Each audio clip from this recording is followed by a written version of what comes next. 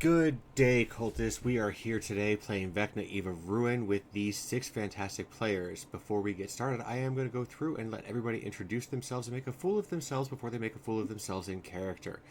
As nobody has their Kool-Aid today, we are going to roll d20s to see who goes first. 19. 16. 13. 20. 15.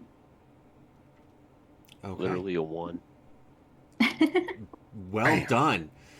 20 and a 1? Wild.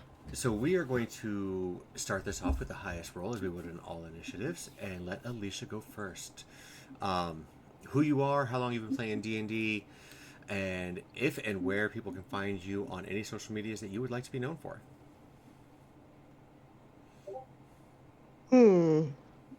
Well, I'm Allie. I've been playing forever.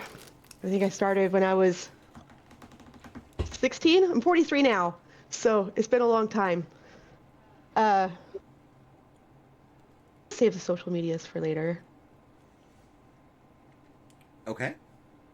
so I can work out some grand, hey, follow me, pitch. Okay. Then we'll go with Jamie. Hey, I'm Jamie. I've been playing D&D for 5 or 6 years, I think. And I am a dice maker, so don't worry about my dice. They hate me because I know I'll just replace them with new ones. If I give dice to Justin, be afraid because they love DMs. Don't give dice to Justin. Give them to his girlfriend. Well, I mean, I can certainly do that, but they might not love you as much if you're not the DM. It's a curse. I regret to inform you. I'm very sorry. I can be found on social medias at D20 Dinner. I make dice and use them to decide what's for dinner. So, yeah, you can find me on most of the socials at D20 Dinner. So. All right. Who had the 16? That was me. That means you're up.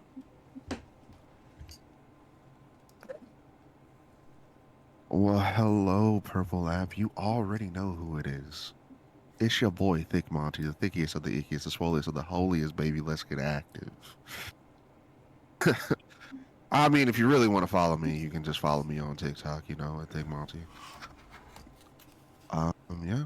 I've been playing D&D for about 3 years, Pathfinder for 5. But I've never played Vecna. I'm kind of excited to get into this. Yeah, let's fucking get active, baby. All right. Who is next?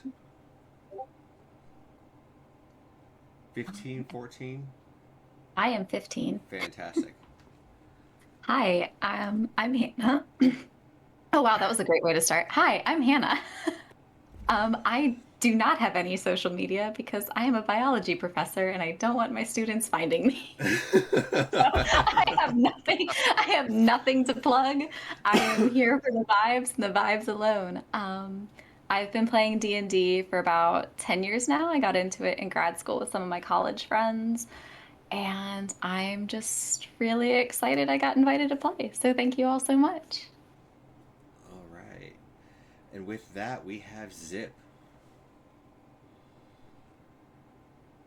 So my name's Zip. I go by Zach. I'll be playing Wonderful Dragonborn tonight. As far as my D&D experience, better part of a decade probably, with a small hiatus and a little bit of Starfinder in there because we like our space adventures. But yeah, no, Jamie, let me know of this wonderful campaign. I love taking on the historic evils, so Vecna is a great enemy to aim my sights on, and I'm ready to drop a lich. And last but certainly not least, we have Josh. Hello, I am Josh, and a little bit new to Dungeons and Dragons, but very excited to be playing with y'all. I don't really have any socials to follow either. Yeah, Hannah kind of brought me into the fold, and really looking forward to taking on this campaign with such a crew here, and very excited. So, yeah. Fantastic. For all of those who don't know, my name is Justin. I go by the DM's Cult on Twitch. That means that I am here to force feed you the Kool-Aid, get you down the rabbit hole, and get you joined and inaugurated into what we follow in D&D. You can find me on TikTok under the DM's Cult. And other than that, we have a heck of a story going on for you guys. I've ran this campaign twice now. I've had quite a few issues with how the module itself was written, so there's going to be quite a bit of homebrew going on into this world. The first and foremost and only thing that is prevalent to starting off the game for all of the viewers out there is we will not be dealing with gold. These characters are going to be at level 10. Normally at this point in time they have an insane amount of gold, so quite frankly, if they just want something in a store, they'll be able to buy it without asking how much it is. They just have to find it first. And with that, let's get into rolling some dice, shall we? I am going to have each of you roll me initiative. Oh, okay. Damn, we start off like that. Hey, you got a nat Just 20. jumping in. I got a 16. Let's go. Again. Oh no, I got a 9. 20. Mine's a total of 22. All right. And I got a 20. I got this many. Allie, you were breaking up. I did not hear what you said. Then I got a 23. 23. Okay. Jamie, I'm going to need you to make Allie some dice, please. Because her rolls are insane already. Good. Josh, Use with those. your modifier, what is your initiative? 22. All right. I need you and Jamie to play rollies, please. Okay. 4.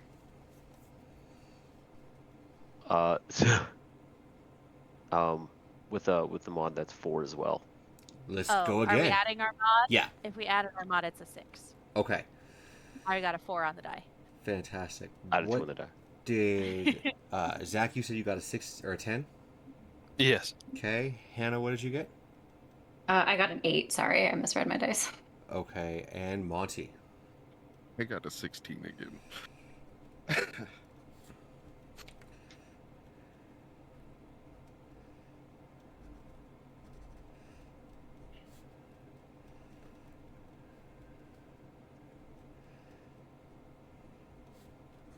Perfect.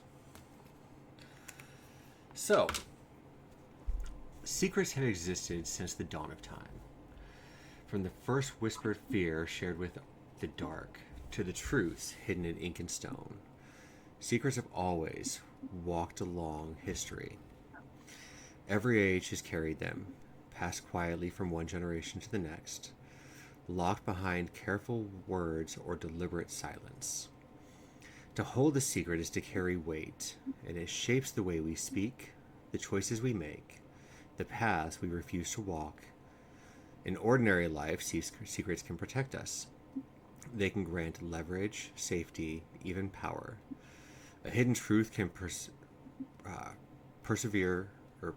preserve peace, spare a loved one pain, or place one person above another without a blade ever being drawn. Kingdoms have been steered, wars have been delayed, and lives spared by what is not said. For most of history, that was enough. Secrets were something we kept, something we controlled, something that lived and died with us. But that was then. Now there are those who are not merely want to uncover secrets, but they feed off of them. Beings that listen for what is buried, drawn to the silence, the way others are drawn to light. To them, every unspoken truth is nourishment. Every forgotten name is a stepping stone. Every hidden story strengthens something patient and waiting. Secrets are no longer just burdens to bear or tools to wield. They are currency. They are sustenance. And in the wrong hands, they are even power. But that is the danger of secrets and their appeal. Hidden, they gain power. Exposed, they can change the world. Not all secrets are meant to remain hidden, though. Throughout history, there have been whispers of figures who appear only on the edges of records, never fully named, never clearly seen. They surface briefly in fragmented accounts and half-finished journals, spoken only of when listeners are trusted and the doors are closed. These figures are said to have chased secrets rather than glory. They seek out forbidden artifacts, hidden gates, impossible planes, not for wealth or power, but for the chance to experience the truths that most people buried within themselves. They are drawn to places that reality thins, where boundaries falter, and where knowledge is considered dangerous simply for existing. Some stories claim that they uncovered relics meant to be forgotten, objects that were remembered, things the world wished it had not done, and others insist that they walk paths between worlds, tracing lines across planes that they were never meant to truly touch. Their tales of sealed doors opened quietly, disasters averted without recognition, and truths uncovered only long enough to be hidden again, safer, perhaps, than they were before. What they may have done is impossible to verify, for if they actually existed, their work left little behind. There's no monuments to them, no songs, only inconsistencies in the events that should have ended differently. Names that vanish from one account and resurface and altered in another. Threads pulled tight along, or just long enough to keep something from unraveling entirely.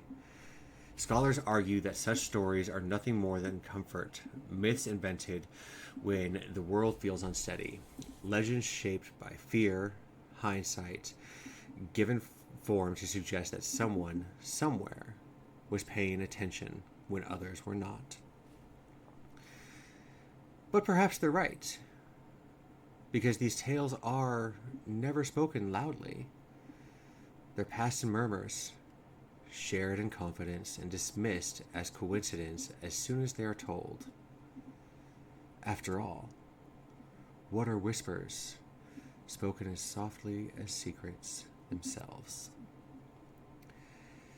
Our story begins in Neverwinter, a city that knows ruin. 40 years ago, Mount Hottenau tore itself open, shattering stone, flame rolling through the streets, ash choking in the air, and magic warping in ways no one fully understood. Entire districts were lost, noble houses vanished overnight, records were burned, and names were erased not by intent, but by fire. For years afterwards, Neverwinter lingered, wounded, unstable, and half abandoned. Many believed the city would never truly recover. But just like everything else does, the rebuilding came. Stone by stone, wall by wall, Neverwinter rose again.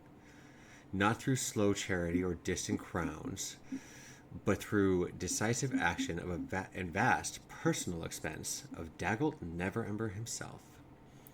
He paid for the city's restoration, laborers were hired, mercenaries secured for the roads, and districts were reclaimed. Order was imposed where chaos had been allowed to fester. But gold alone does not crown a ruler. Neverember's claim was strengthened by something older, a lineage uncovered amidst damaged archives and fractured histories. He was believed to be the blood heir of one of Neverwinter's greatest heroes, a figure whose deeds shaped the city in the earliest days.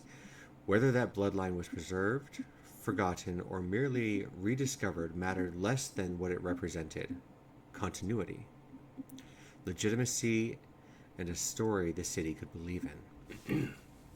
For these reasons, Dagult Neverember was named the Lord Protector of Neverwinter.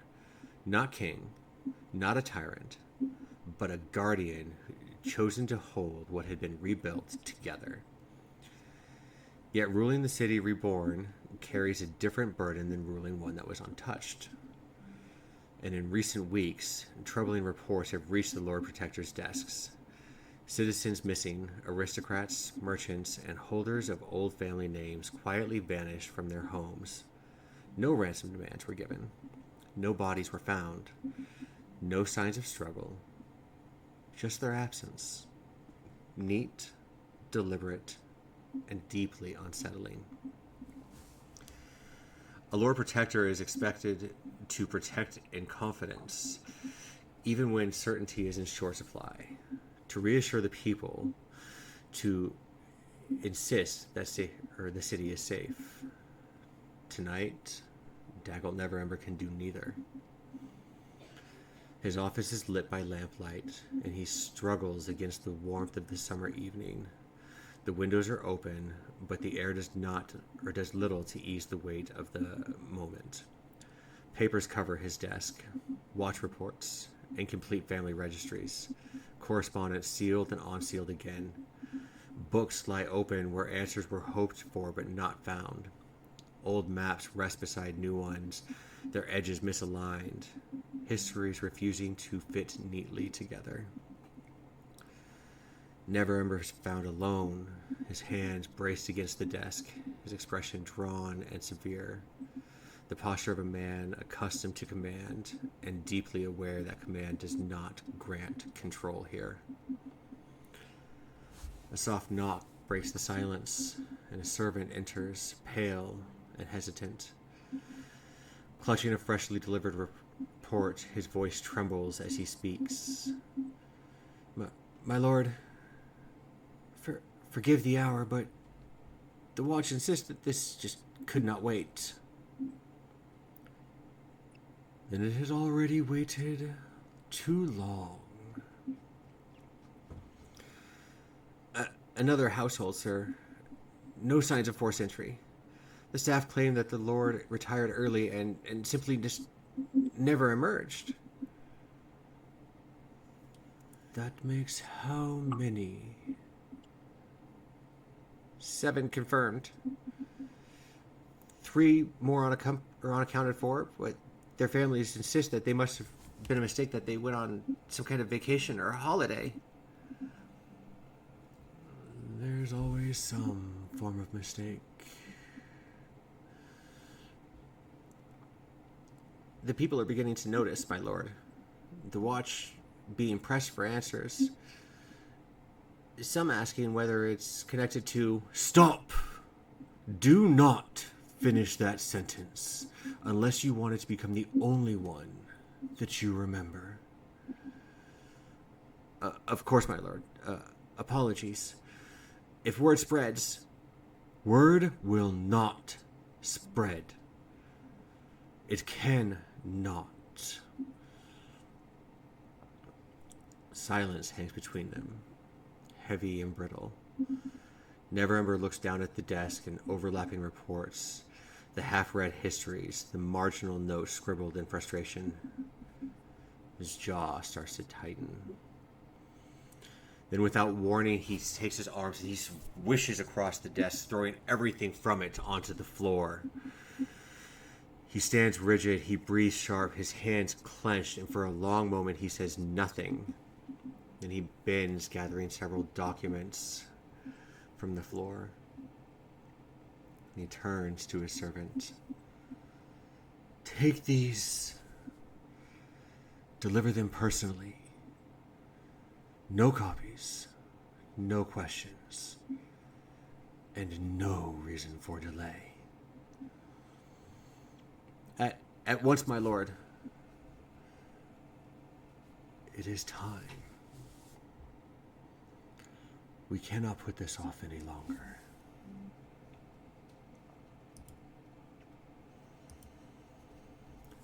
The day trudges on. We follow the servant to the Blue Lake District. full half night's travel to get there, the moon hanging high, we find him outside of a tavern. Tucked along the street, not far from where the water stands, is the Gilded Finch. Its wooden sign swaying slightly with the evening time breeze. The tavern's stonework is older than many nearby buildings, repaired rather than replaced from the reconstruction. Its windows thrown open to let out the laughter and the music that we find inside. As we watch him enter, he puts his hand on the door latch, taking in the sounds and the smells spilling into the street. Fresh bread.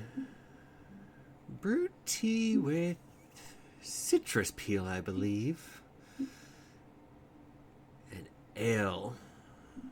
It's been a long day, and I could definitely use a drink. As he walks in, we find that the floors are wide planked wood, worn smoothly by the years of boots and bare feet alike. The smoke in this tavern is kept to a minimum, as pipes are allowed, but only near the hearth, and they try to use it sparingly to save the talent's voices. And it is here, on the stage, that I would like Jamie to describe what people see. Oh, okay. Well, on the stage, you see an elf girl, with long red hair, and she is up on the stage. She seems very confident in what she's doing. She's playing a harp, and she has her hair is like she has like pieces hanging down like the sides, but most of it is braided into two long braids. And she's just playing music. She seems completely in her element on stage. What kind of music do you think that she plays? Depends on the crowd and the place. What kind of, is this an uppity tavern? Is this a more lowly tavern? Is this kind of medium? This is a tavern in the Blue Lake District where families would be allowed. Women, children, men. They're able to actually come and feel safe and secure as they eat. She's probably playing a mix of like just like popular music and music for kids, so that the kids every once in a while are like, oh my gosh, mom, I know this song, and then the parents aren't like, oh my gosh, I don't want to hear Baby Shark for the 70th time. She's totally singing silly songs. Yeah, she sings some of them are just mute or just the harp. A bit of both, but definitely catering to the children every few songs. Okay. And where exactly would we find Perrin in this tavern? She would be pretty close to the stage where Ella's playing, but hiding behind a barrel or some object where she would not be seen. Why don't you do me a Just favor? barely peeking over. Roll me a stealth check. Gladly.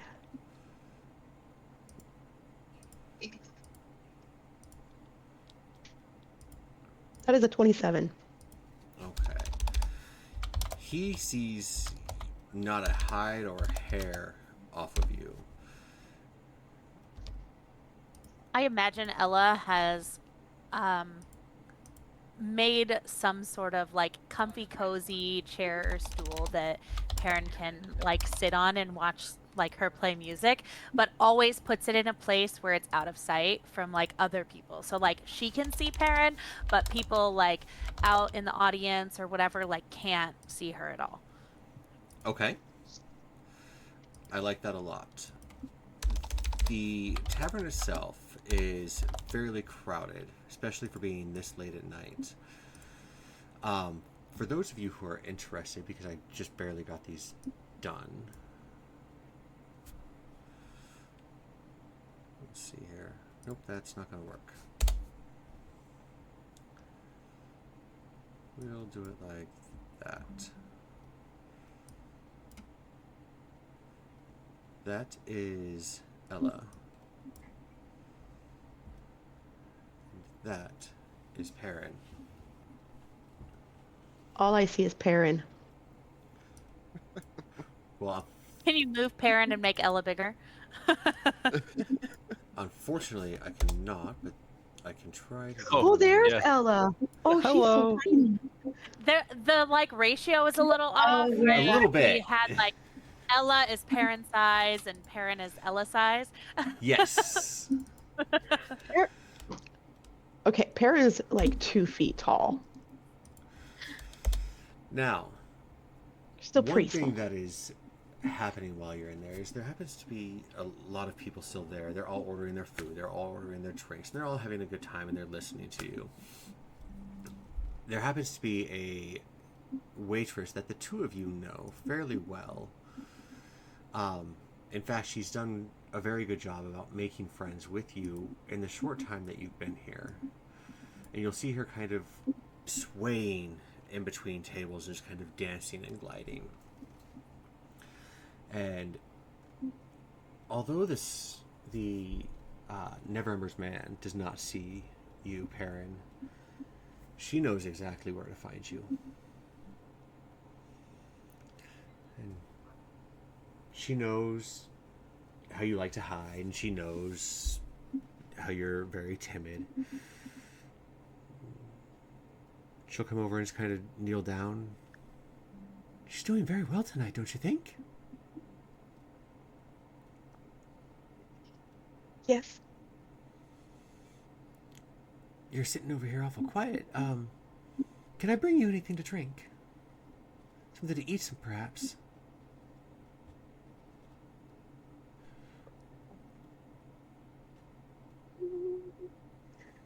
No, I think I'm okay.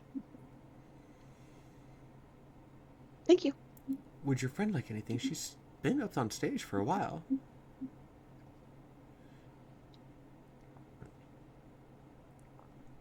How far into the song would Ella be? She's probably been up on stage for about an hour or so at this point, in between About an hour. sets. Okay. Yes. That would be nice. Ale, perhaps? Or maybe some tea? What would Ella prefer? Probably ale. Ale. An ale would be good. A really big one. You got it, hon. I know it's none of my business, but there is a gentleman here that's looking for the two of you. I will kind of peek over what I'm behind and see if I can't spot who she might be talking about. So what you happen to see as you look over where she is pointing to is a well-dressed man. He's got his hair slicked back. He's got a short little pair of spectacles, but he's very thin. And he looks incredibly nervous. But I don't recognize him. No. Okay. I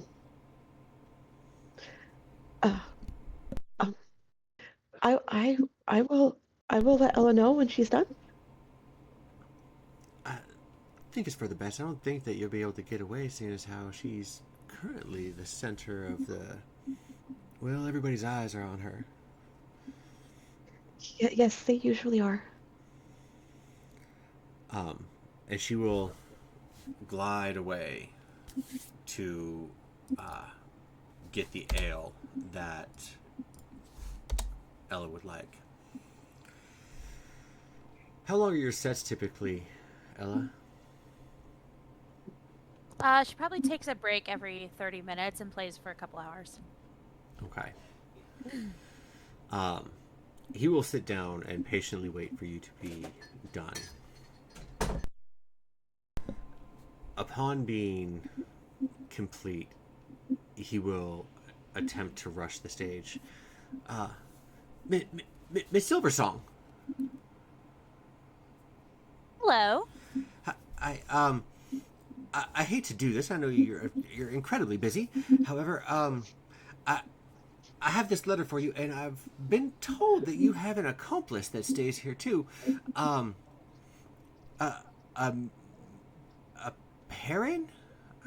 Not entirely certain. It doesn't say Mr. or Mrs. Well, yes, I know Perrin. Would you deliver this one for her as well? Yes, I can, sweetie. I very much appreciate it. I wish to see you the next time under much better circumstances, although I fear for the worst that it probably will not be. What do you mean? Well, the letter should explain everything for you. I'm terribly sorry, but I do have to run. No delays and all. What was your name? It's John. Do you know me? I don't think so, but I just figured you were doing a favor and I'd catch your name. Well, I appreciate that. Most people don't have the what's the word? The kindness to ask for my name for it once they figure out who I am. Blessings and good day to you, I suppose. I'll be sure to see you soon, I'm sure. Okay. Bye, John. And the letters in your hand, one addressed to you, one addressed to Perrin, are both sealed with the seal of Daggle Neverember.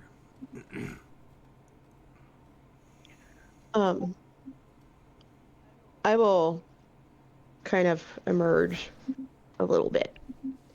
And I'll look at Ella and I'll be like, he was just as nervous as I am. Yeah, I thought that was kind of strange. He gave me a letter for both of us. You want to go to the side and open these up? You might have to help me read it. I can help you read. I mean, if it's the same as mine, it'll be real easy. I just have to read one of them. Okay. Okay, I'll open up the letters and see what they say. We'll say, to whom it may concern, your presence has been requested, and requested is scratched out, commanded by the Lord Protector Daggle Neverember. It's a matter of it's a matter of urgency for it, and no time is to be wasted. Your presence is to be held at the castle tomorrow morning at 7 a.m. These letters will get you in and gain you access to have an audience with the Lord Protector himself. Signed, Daggle Neverember. Daggle? Daggled. How do you spell that? Dagult. Okay.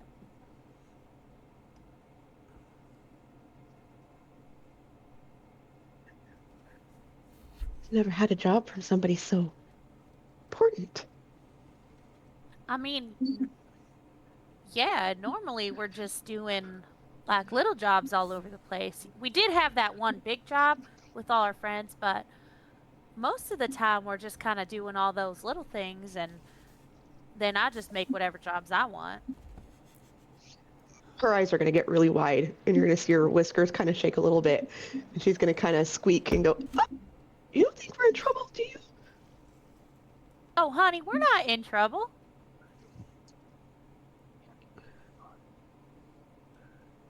I mean, I've done a lot of jobs. I don't, I could be. Well, we haven't been in this city that long. This could just be how they talk to people here. It's kind of rude, but this could just be like this guy just might not even know how to talk to people. Yeah, I'm not very good at that either. Or maybe he's got some big thing that he needs help with and we're the only ones who could do it. I We need think to we know should our go. names. Well, it kind of seems that we have to. Yeah, I think you're right. It does say requested and demanded. From there, we leave the Gilded Finch and we follow John as he goes into the docks. This is an area of Neverwinter that never truly actually sleeps. Neverwinter being what it is and being a large city has a lot of trade going in and out. As the wee morning hours come and the sun starts to crest up over the horizon, the morning comes cooler here than most of the city. The air is heavy with salt and the river mist rolling in from the sea. You hear cries of gulls that cut through the steady rhythm of the work. Ropes creaking, planks thudding underfoot, and the low murmur of sailors negotiating wages, cargo, and second chances. The smell is unmistakable: brine, tar, wet wood, fish, and the sharp tang of alchemical preservatives used to keep goods intact on long voyages. This is a place of motion and magic both. Cargo is unloaded not only by muscle but by spell work, woven seamlessly into the daily labor. Dockhands guide crates that hover inches above the planks under the influence of a practiced mage hand. Reinforced by runic braces, winches hum softly as bound elementals lend their strength to lift what is too heavy for the ropes alone. Enchanted chalk marks glow faintly on the manifest in the crates, shifting colors as goods are accounted for and taxed. Nothing here feels flashy. The magic is utilitarian, regulated, and watched. But, to be fair, magic is watched everywhere here lately. This is where we find... Well, Josh, why don't you tell us what we find? Here at the docks, you'd find a man who doesn't stay in one place for too terribly long. Used to being on the seas, both of the earth and of the astral. Usually sailing alone, you can find him aboard his ship, taking what he can when no one's looking, and selling it to get as much profit as he possibly can for as much as he can. So, I don't know, average built man, carries a golden fiddle, and adorned in your typical pirate clothes, sort of shoulder length reddish hair parted in the middle. Wears a medallion around his neck and a few bracelets. Typical pirate boots and a leather vest over a black shirt that kind of splits at the neck and comes up to a collar. His name is Lucian Walker, and he is a sailor for profit. And that profit has caught people's attention. You've made quite a name for yourself. Nothing bad or out of the ordinary or anything like that. Or at least we hope not. You hear from behind you, a few feet, "Hey! Lucian!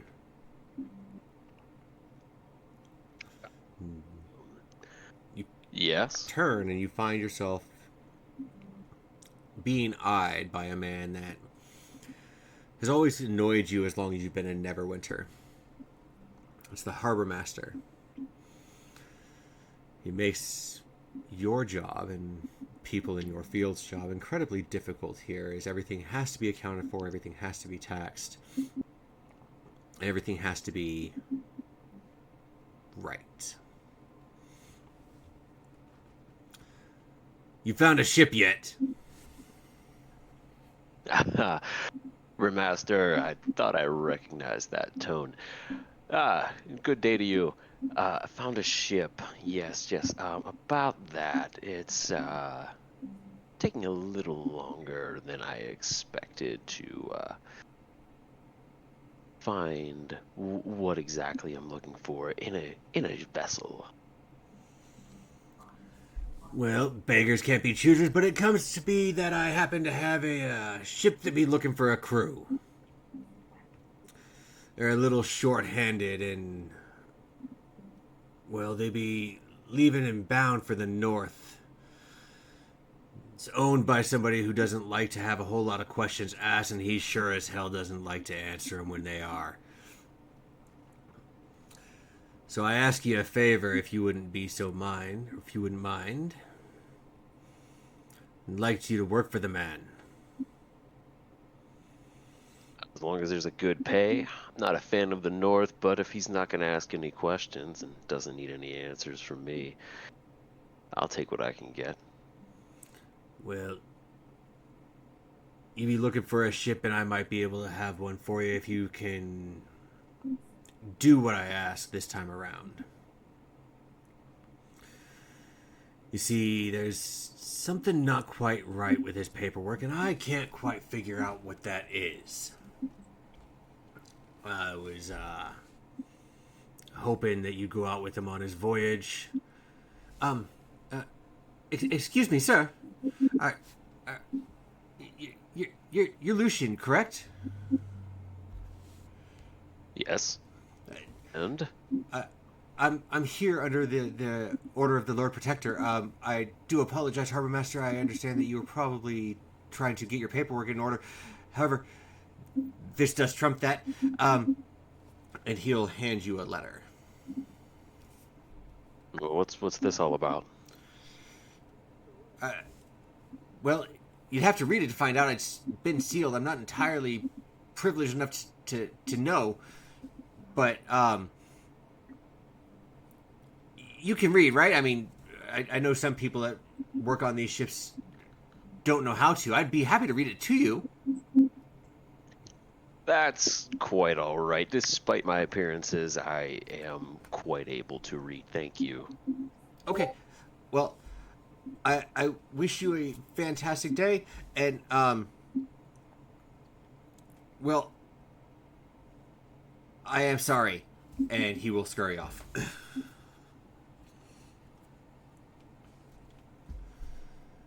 Okay. So, well, that being the case, I'm gonna have to kind of put my hand up to the harbor master and tell him that I'm gonna hold off on this job until I have a chance to read this apparently very important letter that I've just been given by some strange little man rushing around the docks. This is a one-time offer for you. You can either take it, or I'll find somebody else who can.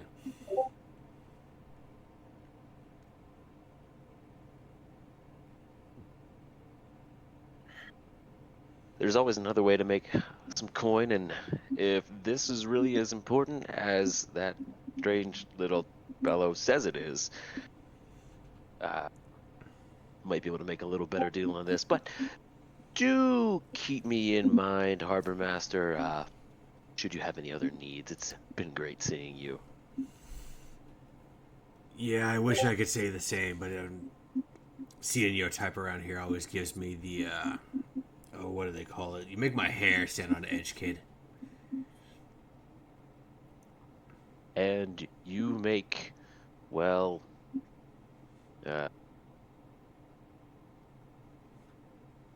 yes.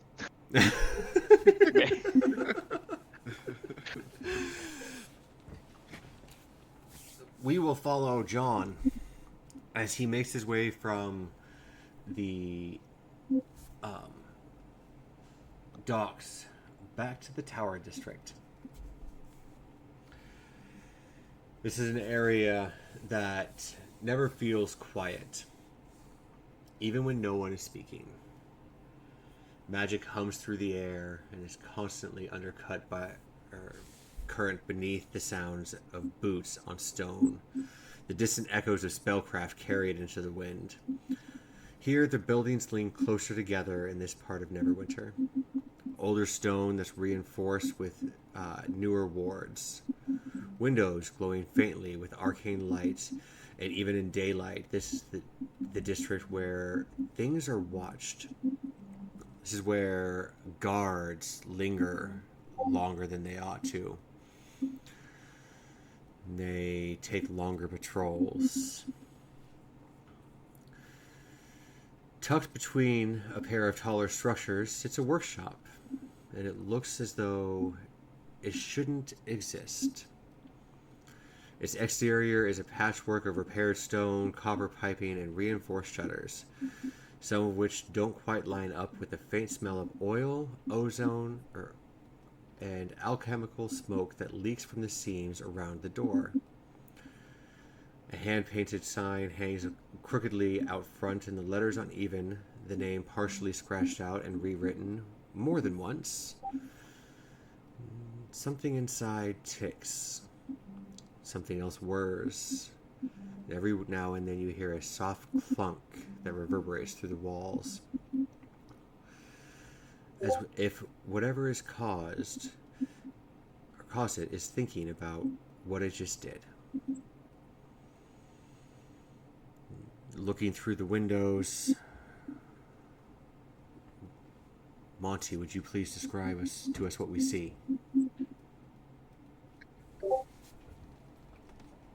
So you see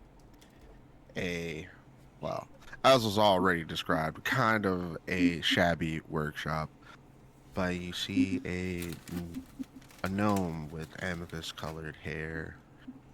It's about like 4 feet tall. And he's working on repairing his armor and making sure it's in a tip-top shape. His armor is adorned in like this amethyst crystal, as well as runes that if you bred giant, then you would know it would say fire. And on his shield is runes that say storm.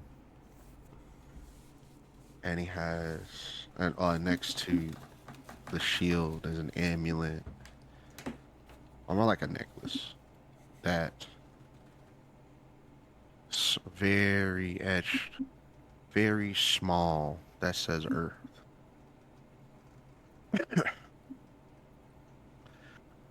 As you know, he's also trying to work on his gauntlet that's attached to a battery. And he's like, he kicks the bucket, a bucket next to him. He's like, man, Fizzlebane family really be treating me bad out here. Can't even give me a good ass workshop. This is bullshit. They expect me to come out here and repair stuff and, oh, let's go out there and make contract deals. Woo. Well, at least they give me some money, I guess. Still.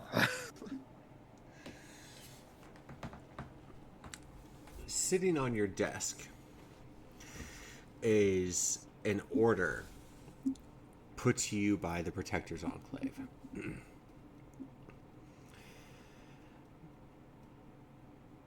It's for several suits of plate armor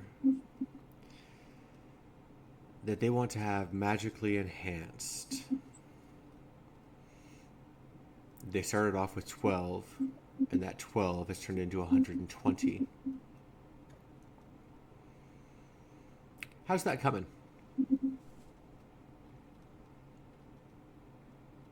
Oh, that's coming well, baby. If it ain't made by Fizzlebang, it ain't shit.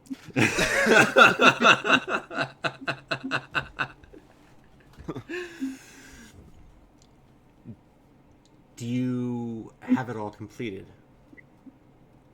What was the time frame for when they gave it to me? Well, from when they upped the order to now. About 2 weeks. 2 weeks. 2 weeks. I'd say I got about 90% of it done. Your deadline is tomorrow. Shit, I guess we staying up.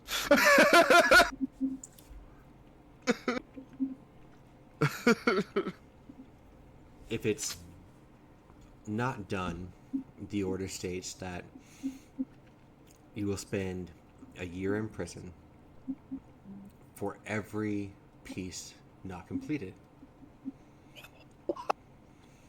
The Protector's Enclave here does not mess around, especially when it comes to people who have outspoken, like you have, that they contain magic.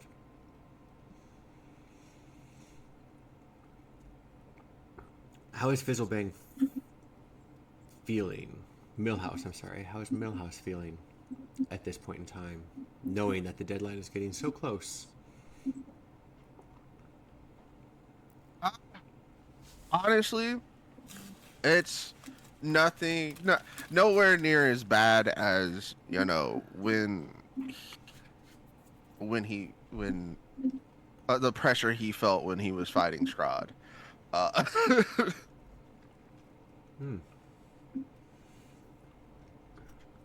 going to remind you about that later on.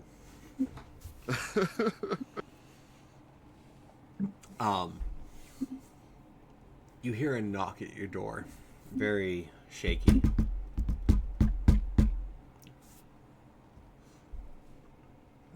Yeah? Who is it? Everybody seems so polite. It's John. I have something for you. I don't know a John, but what you got? I have a letter. It's all the way from the castle. Fuck. What is it now? Okay. One moment. And all John hears is the shuffling as he hits off the stool.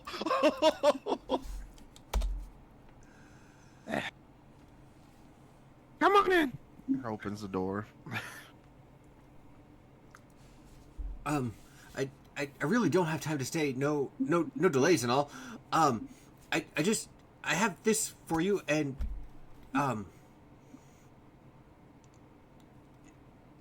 do you work in here? Look, man, it ain't the best conditions, but yeah. I got the guard breathing down my neck and shit. Like, it's terrible. Well, I do apologize. It just seems like things are just about to get so much worse for you. The fuck you mean get worse for me? Well, I'm sure that They the trying to letter. throw me in the pen. I'm sure that the letter will explain it in much more detail than I can. I'm terribly sorry. No delays and all. And he will turn around and he will run off. Oh, so you're just gonna run? Okay. Dang. You have the same letter that Perrin and Ella have. The same letter that Josh has. Your presence is requested. Crossed out. No, commanded. To at the castle at 7 a.m. tomorrow. It's a matter of great urgency. Bring this letter with you, and I'll grant you an audience with the Lord Protector. I feel like I'm gonna need to give me a potion before I go out of here. Now.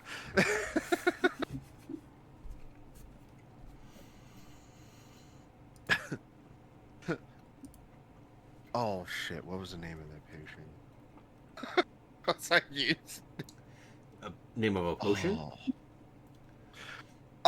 So it is a potion that allows you to stay awake and get this, and but still get the effects of a long rest. One moment. I know I have it here. It's on my another character sheet. Okay. Meaning that you don't actually have it on hand. No. But this would just be like something that Fizzlebane would keep in his shop for days where he has to stay up. No. You are not some college student sitting there trying to pull an all-nighter down in Red Bulls. Why wouldn't he be? No. I mean, it kind of sounds like he is. He definitely lives like it, doesn't it? Look, you know.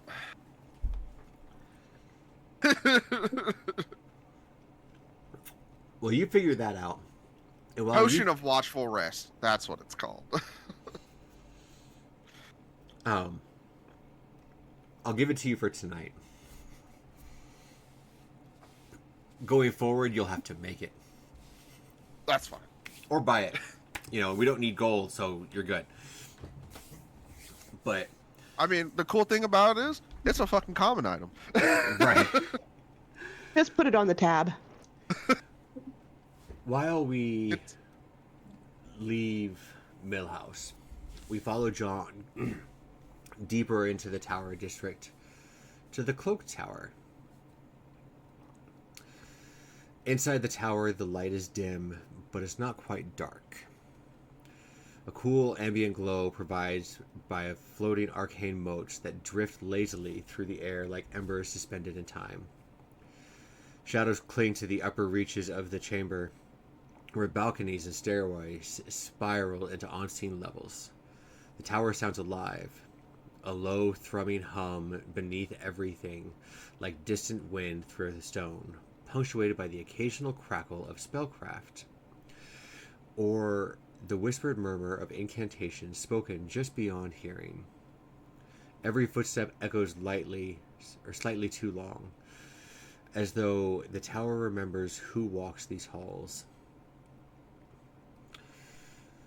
As John starts to approach the third floor, Zach, why don't you explain to us what he sees? So he comes around the corner to a fairly, at this point, frantic, large dragonborn of a purpley bluish hue, wearing an equally colored, filigreed, elegant robe. I'm carrying a few different tomes, all written in absolutely scrawled, draconic, almost the works of madmen. As I'm muttering to myself things about magical orbs and the control of dragons and back and forth. Are these scrolls that you plan on leaving the Cloak Tower with? Oh, no. A couple of them are personal journals, but otherwise, no. Okay. So you're going to study them while you're there? Best I can. Mm-hmm. Or at least have been for a couple of days, even. While you said frantic? A little bit, yeah. Just kind of scatterbrained at this moment. So, a bit all over the place, flipping through things, and trying to just nail in certain bits of each book to try and connect lore points. Unfortunately, your nerves are not helped by anything that's about to happen, as you hear a voice yell out at you. Oi! You overgrown snake! What the hell you be doing here? Whoa, sir. I implore you to not speak in such degradations, but I appreciate that you enjoy my stature. I am simply studying, sir. What the hell you be needing to study for? Your type doesn't need no studies.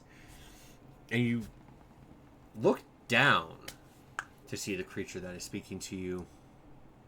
As you see an older man, short in stature, very broad shoulders, and a long braided white beard, several robes on him, and you happen to know him as Master Ardric Stonebane. Your type doesn't need no studies. Y'all are born with your magic. The rest of us have to work for it. Leave the scrolls for those who actually need it.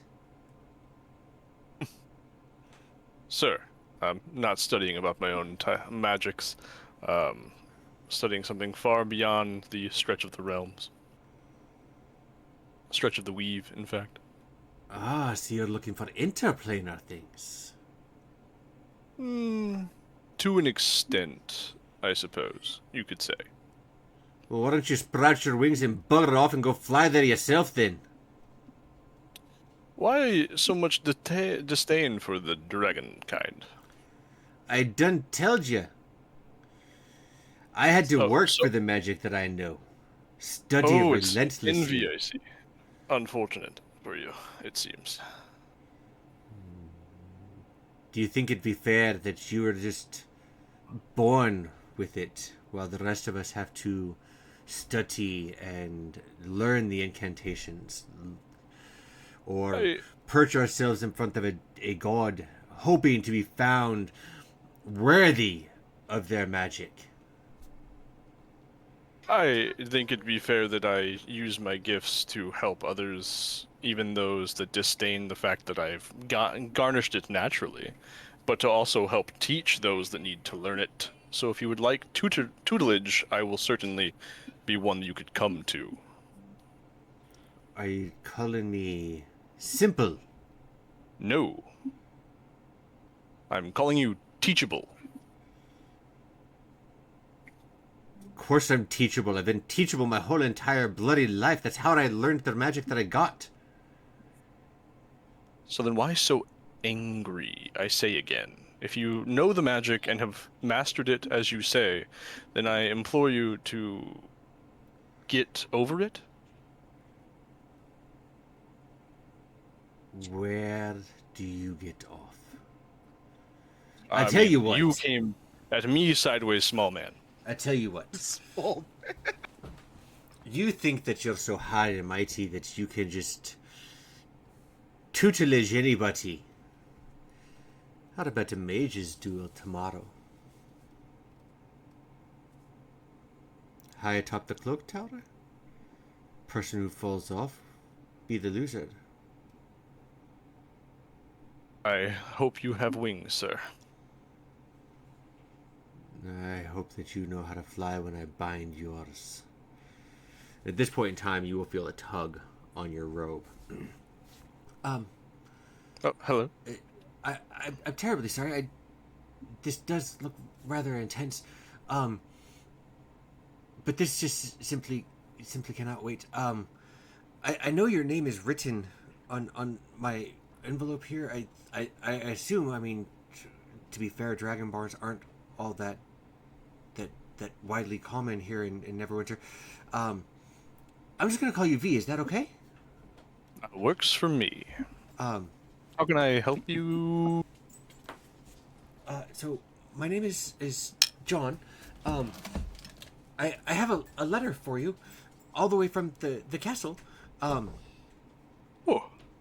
I do apologize. I really hope that this is not what you intended to do with tomorrow, because I fear that it's not going to be available for you anymore.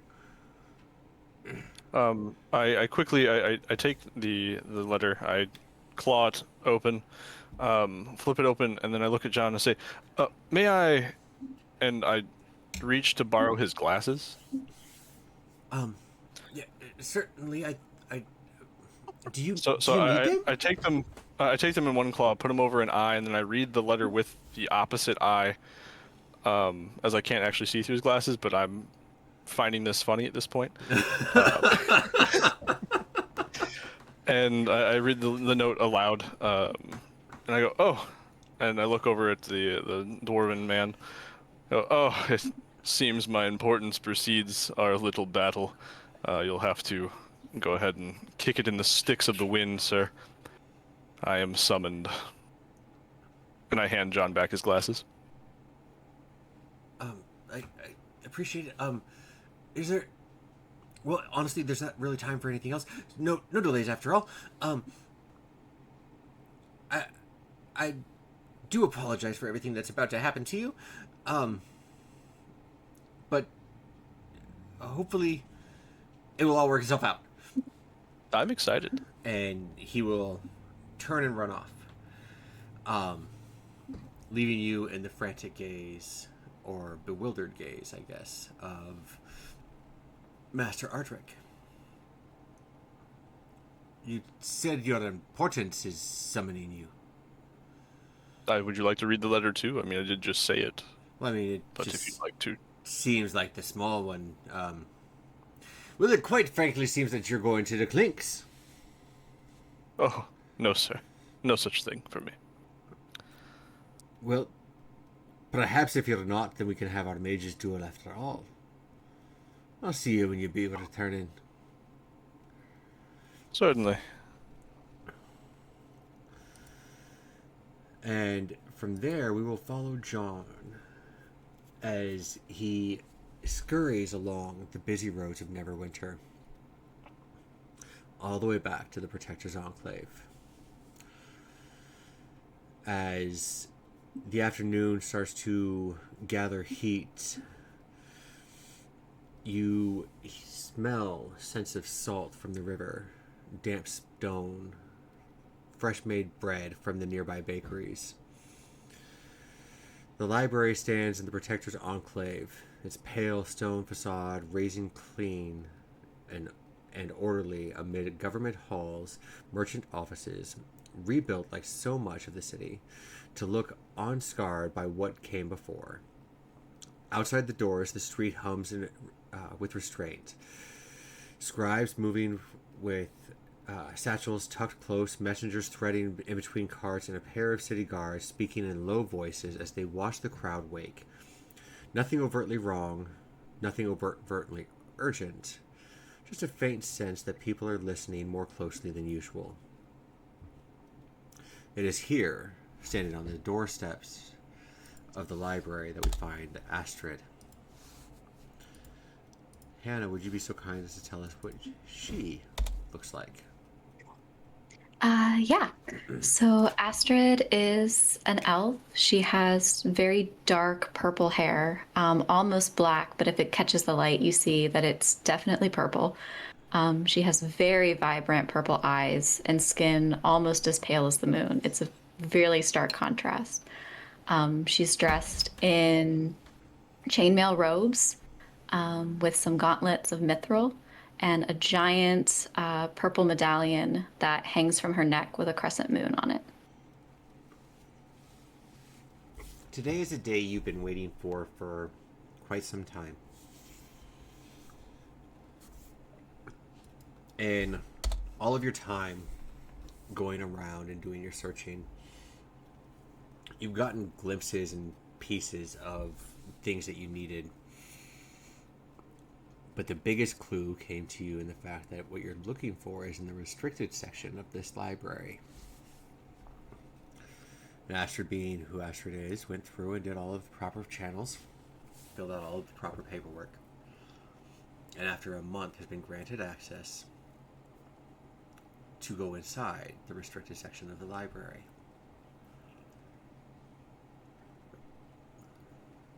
You walk inside, and you find that for the middle of the day, it's actually quite quiet. Not empty, but subdued.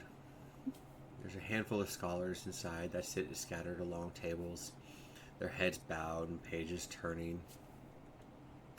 Tall shelves rise in ordered rows, dark wood reinforced with iron brands, their contents carefully cataloged and more carefully watched.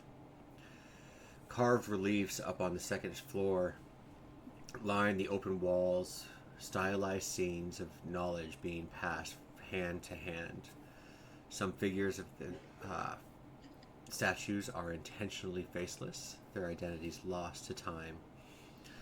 Light filters down through the high windows, and you can see dust motes as they fall lazily in this path of light. Ahead of you are the gates that you have longed to go through. And standing at the desk is the man that you have talked to many times. He's helped you in your studies. He's helped you with your paperwork. It is Thamior Velkin. Oh, young Astrid, is it? Thamior? How are you doing? I'm well, Tay. How are you? I am doing very well. I thank you so much for pushing the paperwork through. I wouldn't have been able to do it without you. There was so much red tape, and I don't know if you have magical scissors or what you did, but thank you so much. It was my pleasure. Knowledge is supposed to be sought after. I didn't catch that last part. Knowledge is supposed to be sought after. We can't. She's straining so hard to hear him. Love, your mic's not picking that up. Knowledge is supposed to be sought after. We can't lock it all away. You are 100% right on that, and I am so glad that we do not have to use a knock spell to get to it, because that sounds very difficult right now. And I'm gonna kind of like behind me, like try to do some magic to like be able to hear him better. Okay. Tell you what, roll me a d20 and add your spellcasting ability modifier to it. Okay. I'm sure you'll be able to do this without a problem. That's gonna be a 22. Without a problem, yeah.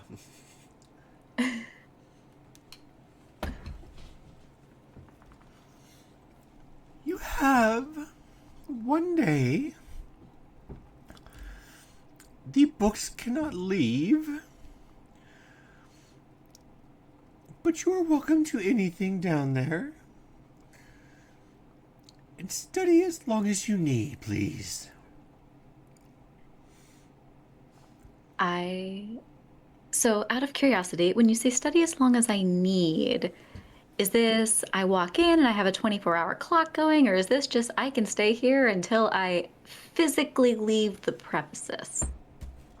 My dear, in my old age, I'm lucky to remember what I had for breakfast. That is absolutely perfect. Thank you so much. And I'm gonna give him like that little, like when you are talking to your grandma and you just tap him on the hand and you're like, thank you so much. I love you so much. I do that to his hand and I just proceed down the hallway. And as you are about to the gates, you feel stopped as somebody grabs a hold of your cloak. She immediately gets annoyed. I'm terribly sorry. I have a letter for you. You are Astrid, right? She has that really annoyed look on her face before she turns around and just has the most beaming smile. Yes, I am. Thank you so much. I really wouldn't thank me for this. In fact, I'd probably punch me in the face for it. But all the same, here you go. Well, I'd say all the way from the castle, but to be fair, I've been quite farther than this today. Well, no delays and all. I really hope to see you under better circumstances, although I fear that probably won't be anytime soon. Hopefully not, because I plan to be in the library for the foreseeable future. Well, then I am quite sorry for ruining your plans. I'm going to open the letter.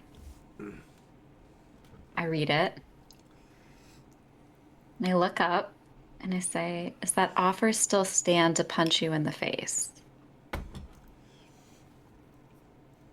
Well, to be fair, it has been a whole day.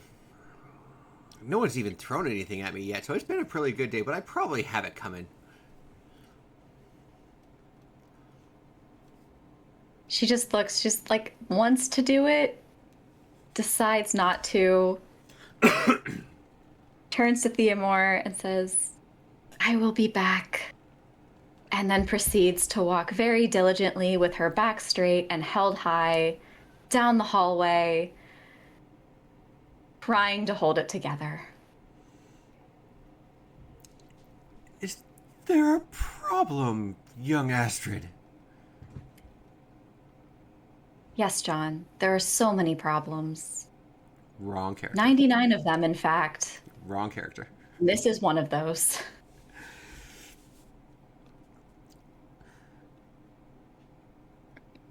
As it's Thelion that's asking you if there is an issue. Oh, sorry. Still same exact response. Not gonna change. Is there nothing we can do? There would have been if he wouldn't have crossed out summons and wrote command. That's an easy fix, but even at that point in time, a royal decree. You probably should go. But we could always change the date of your letter. Yes.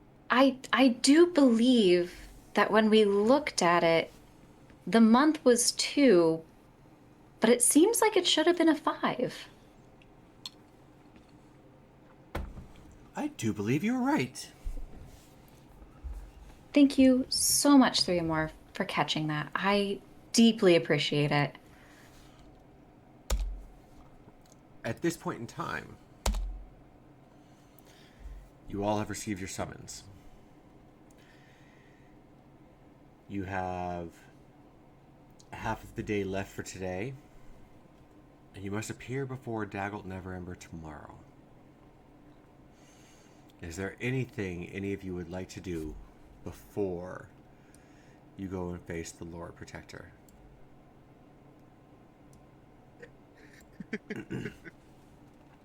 Have at it, Monty. Oh shit. Okay, so I just want to know, because I assume I haven't gone to the Neverwinter Woods yet, but he does. But I have to know: did Thistlehair take Millhouse's idea and make a bakery for the honey cakes? I'll tell you what, you hold on to that question for a few weeks and then come back to me and let me know. For those of you who are not aware, Jamie, Monty, and I play in another campaign for the Curse of Strahd. And Millhouse happens to be from that campaign. Thistlehair is my character, who is also a gnome. Jamie plays... Is she an elf? Yeah, she's a wood elf. And Thistlehair loves to make... Well, his mom taught him how to make honey cakes, and the whole party loves them.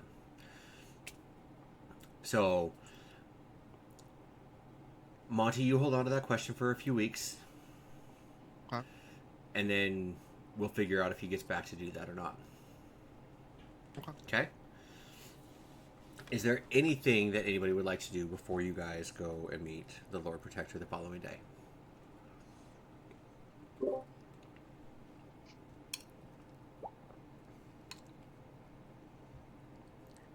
Bueller? Aaron, do you think we need to get some potions of healing before we go to this place? This guy seems, I mean, I know I said maybe he's just confused and doesn't know how to talk to people, but like, just in case he tries to hurt us, maybe we should see if there's like some healing potion somewhere. So you do think that we're in trouble? Well, no, just in case. You always like to be prepared, right? Yeah. I guess that's a good idea. Is there like a shop nearby or one that we're going to pass somewhere or something like that?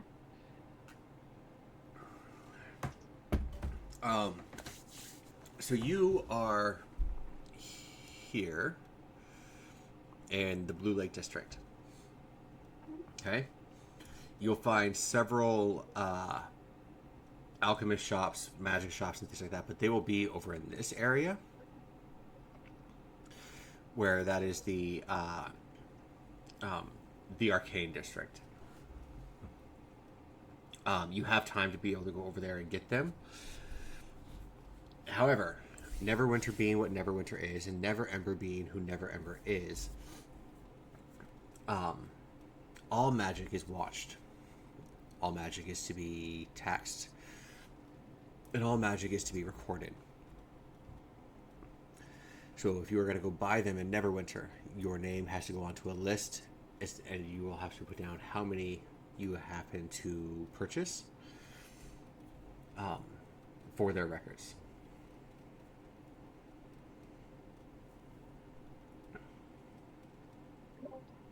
I'm Well, not putting my name on a list. I was going to ask you if you think it's worth it to put our names on this list. I don't know why they do that. In all the other towns we've been to, they didn't do that. Do you think that maybe there might be somebody that you know that sells them? Where we don't need a list?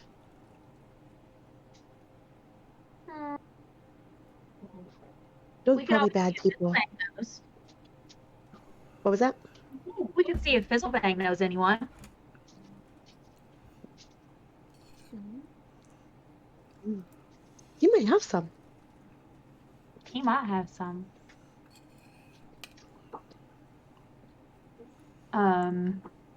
Well, let's go to his house first then and see if he's got anything. And then if not, I'll put my name on the list. And then you don't have to. Okay. Oh, okay. I'll get our stuff. And then All I'll right. scurry and collect our nothing that we have, but she'll feel useful. Okay, and then where would Fizzlebang's workshop be? It'll be in the same district. The same one as us, or the same one as the shop? The same one as the shop. Okay. So we'll go over that way. Okay.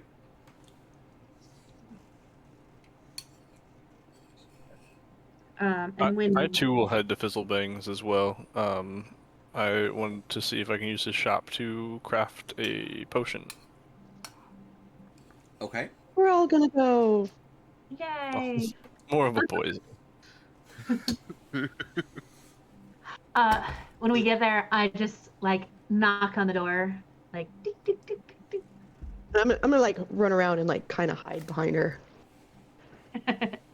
All y'all hear is this banging of fucking hammer on plate and anvil. Just and it sounds extra fast because he's trying to churn the shit out. Do you think Ella would call him Fizzlebang or Millhouse to him? he typically wouldn't care either way. I think we should call him Millie. Oh no!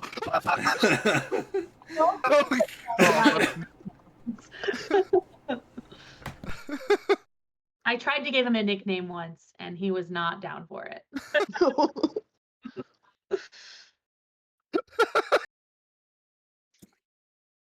I mean, typically he does just go by Fizzlebang. But but you know, if you want to make more of a distinction, Millhouse is fine. Okay. So I knock, and seeing that you like aren't gonna open the door, I just open the door, stick my head in, and I go, "If it ain't Fizzle Bang." Damn right it ain't shit, baby. Ding ding ding ding ding. And I-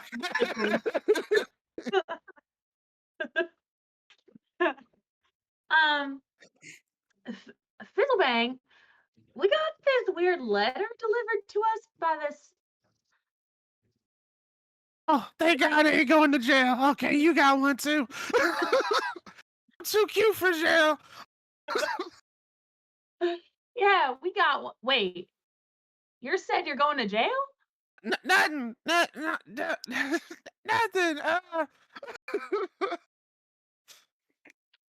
As he's trying to clearly hide that. No. We might be going too. We can break out together. It's okay, man. Well, I mean, it just says we gotta go to this guy's castle. Yeah. That's like in the morning, right? Yeah, at 7. Okay. Yeah. Just making sure that I read that correctly. Well, we came over here first because we wanted to see if you had any healing potions ready.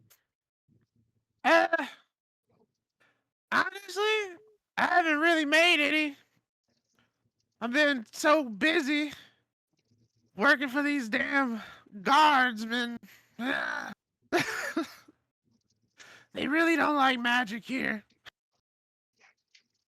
No, they don't. They really don't. And I don't know why. I think magic's really useful, but I figured if you didn't have any, then I would just go out to the shops and put my name on the list so that nobody else had to put their name on the list. I mean, that's true. Or you can go probably find some at the black market. Those are bad people. You know, not necessarily. There's people trying to live. At least you won't need to put your name on anything. Yeah. Yeah, that's true. You know, so if you do go down there, look for a gnome. Her name is Sammy. She's got blonde hair, and she wears like these little ruby earrings. All right. I can look for her.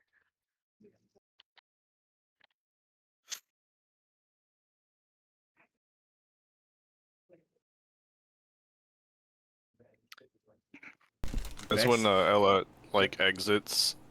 I kind of show up. It off in a hurry. Oh, I'm just getting some healing potions. Do you need anything? I can pick it all up while I'm out.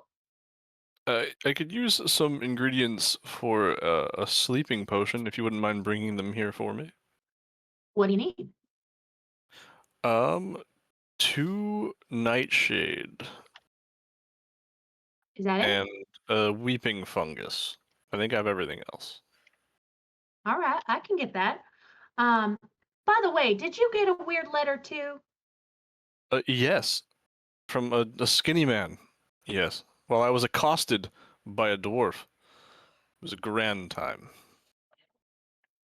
Yeah, he came up to us too. Wait. What? I couldn't tell you. I'm trying to study. This man hates dragon people, I guess. And apparently people with magic born in them. I don't know. He was very pompous per usual. I think he's having a middle mage crisis or something. I'm not sure what's happening. Yeah, I do. I do feel like I have to perform with a little less magic here than like I have to perform in a way where they don't realize I'm using magic to make it even cooler, you know? Whereas like when I perform literally anywhere else, I can just do whatever I want. Fair enough. It's okay, Vex. People don't always understand me either. That is very true. I honestly don't know if I do sometimes, to be honest. Aaron, sometimes they don't understand you because you don't talk loud enough. Oh, It's okay. We still love you, kid. It's okay. We're working on that. we are?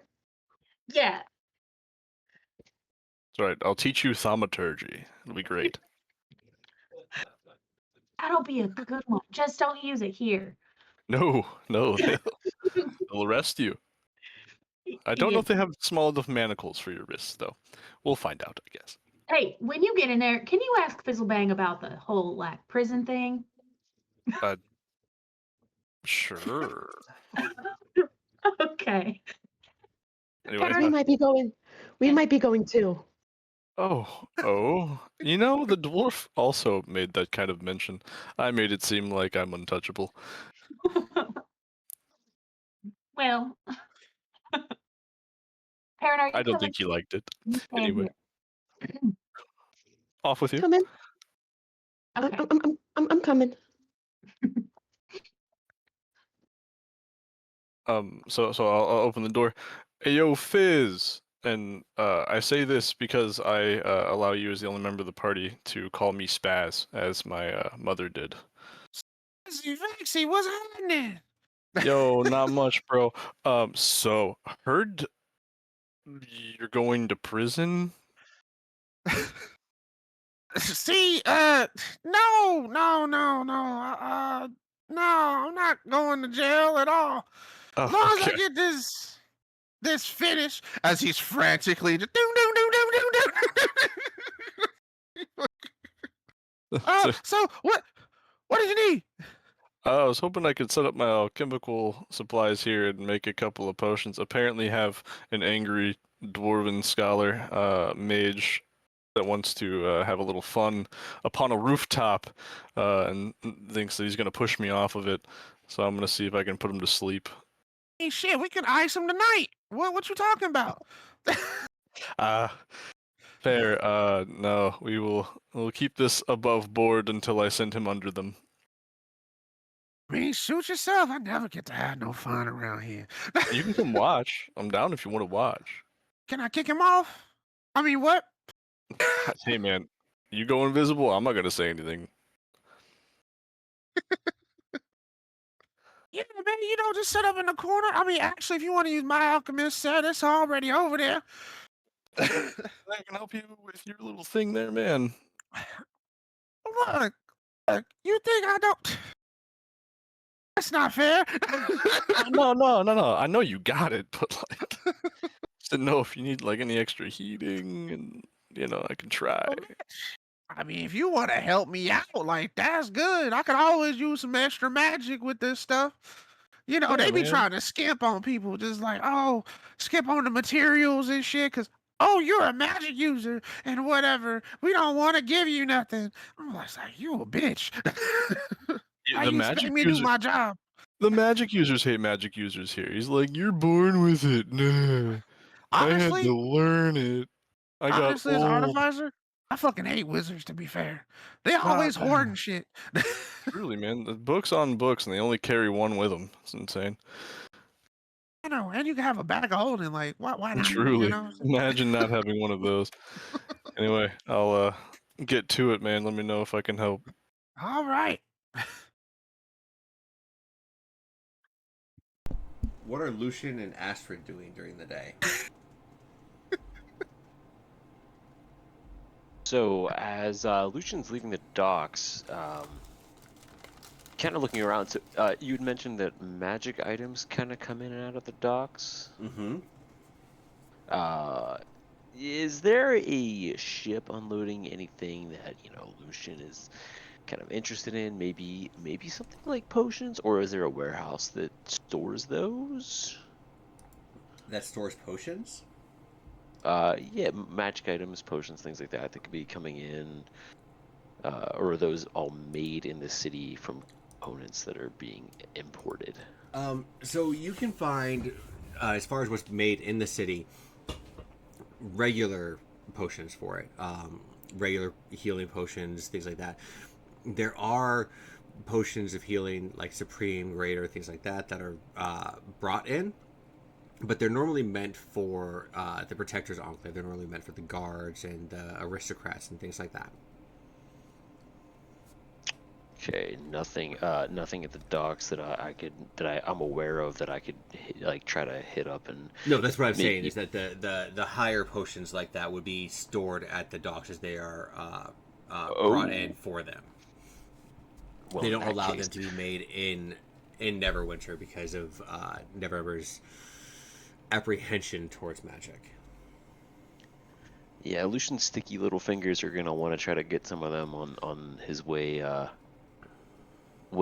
just on the chance that he might not be coming back here. Do me a favor and roll a stealth check. Okay.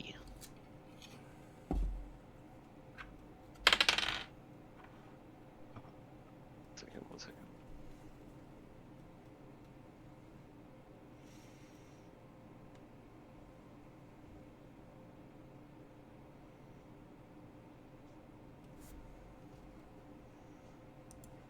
Yeah. Okay, there we go. Sorry. It'd be a 12. 12. Looking around, every time you try to get close to it, you have another guard that you can watch, and they're eyeing you. You can roll the dice if you would like, but you're definitely being watched. Do I see how many guards? Is it just like one, or are there several kind of outside the doors? No, there's not so much outside the doors for it. You're still in the dock ward. And so as cargo is being unloaded from ships and everything like that, there are guards that are there making sure that everything is correct on the manifest for it. There's guards that are down there making sure that nobody's trying to take stuff off of the ships that and steal those things. Make sure that people aren't trying to smuggle in things that shouldn't be there and stuff like that as well. So okay, I'm going to I'm not gonna risk it for the biscuit. We're just gonna I'm just gonna leave the docks and make my way towards the castle after read the summons. Okay. What about Astrid? I think Astrid is recognizing that this is probably going to be much longer than a 24-hour excursion. She's going to go back to her base, and she's going to make sure that she gets all of her research material, all of the everything that she has on the moon gates, and she's going to cast Liamin's chest, and she's going to shove everything in the chest and make sure that it is on the ethereal plane so nobody can get to it.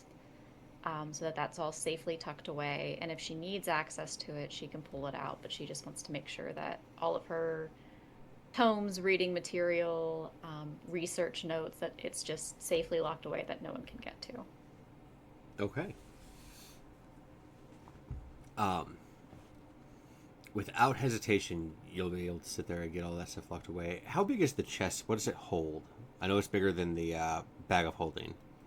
Yeah, the chest holds, let me get to the spell exactly. It's 3 feet by 2 feet by 2 feet, so it can contain up to 12 cubic feet of non-living material. Of non-living material? The weight capacity, yes. So, yeah, so just all the books and things, None of like the frogs or whatever she has hopping around or any. And I'm going to assume that it says non-living just because it is a pocket dimension and people can't breathe. Yes. Okay. So you are quite capable of putting living material into it, just won't come out that way. Yes. Okay, perfect. Hey, these are important facts because by the measurements she gave us, Millhouse could fit into her chest. Don't. I mean, you right. Do not tell him these things. Look. I mean, do I get 10 minutes of air? You know. I can pop you out for 10 minutes. All right. Perrin and Ella.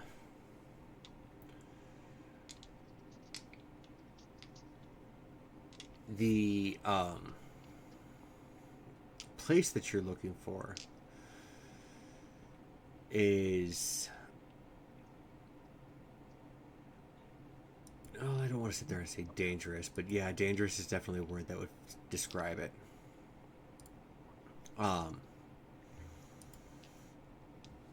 There's a part of the city, it's pretty much known as the slums. It's going to be right across the river from where you are at, and it's going to be right over here. This part has been forgotten about by Neverwinter. It's where the low class hang out. The rebuilding hasn't quite reached here yet. But there is a black market there. I will take a perception check or an investigation check from one of you. Let me do it. I'll do it. It is 16. It's going to take you That's a low roll. It's going to take a better part of a day for you to find it and for you to find Susie. But you are capable of. She has 3 greater healing potions and 2 supreme healing potions. Oh, shit. As we are not playing with gold, I am not going to sit there and tell you what they would actually cost. Some of us know. They is. Oh. Greater Supreme? Yes. Hell yeah. Can we have them all? You may.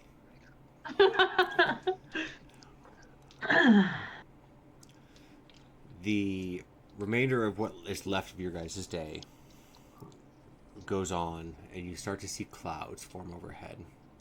Yes, ma'am. I needed to find Nightshade and Weeping Fungus. Nightshade and Can what I- fungus? Weeping? Weeping?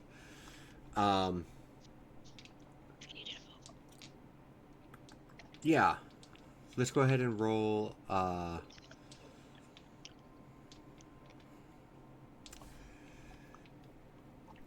Weeping fungus is not an issue. You'll be able to find that.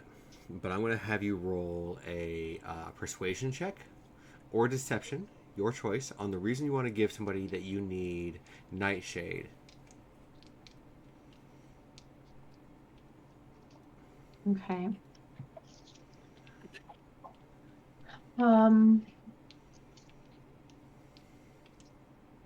What kind of person?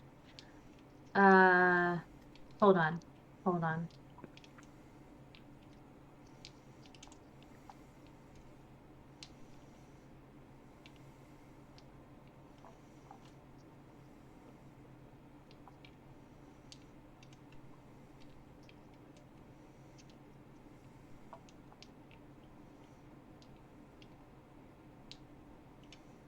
Okay. I was seeing if I had like a disguise or something, but I do not. What kind of person are we dealing with here that's selling this kind of thing? The shadiest of shady people. These are the ones who typically you would go to if you had a husband that you no longer wanted to be sleeping in your bed. Okay. We just kick him out. um.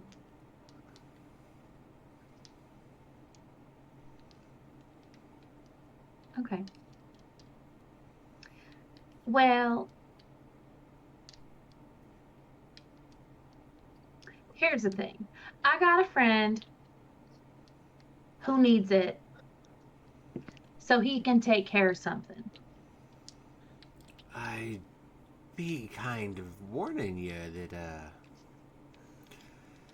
if your friend needs to be taken care of something, Nightshade's not the way to be doing it. We got other pills for that.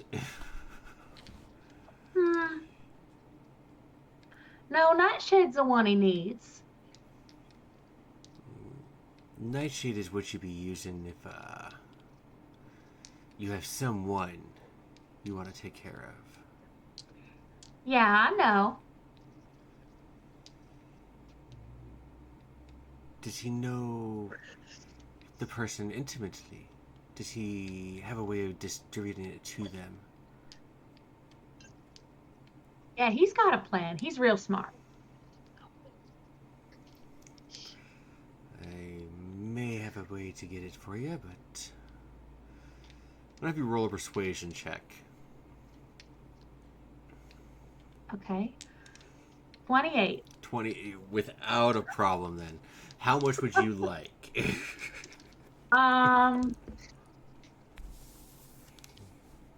Do you have 4 of them? I do. Yeah, I'll take 4.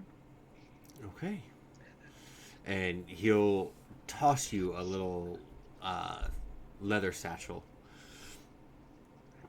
Thank you kindly. And I blow him a kiss. No, you didn't get that from me now, right? Of course I didn't. I don't even know who you are. Never seen you before in my life. Very good. Is there any other shopping that people would like to have? Question. Uh-huh. Since Vex is there, like helping me and stuff, what is it? Yes, sir.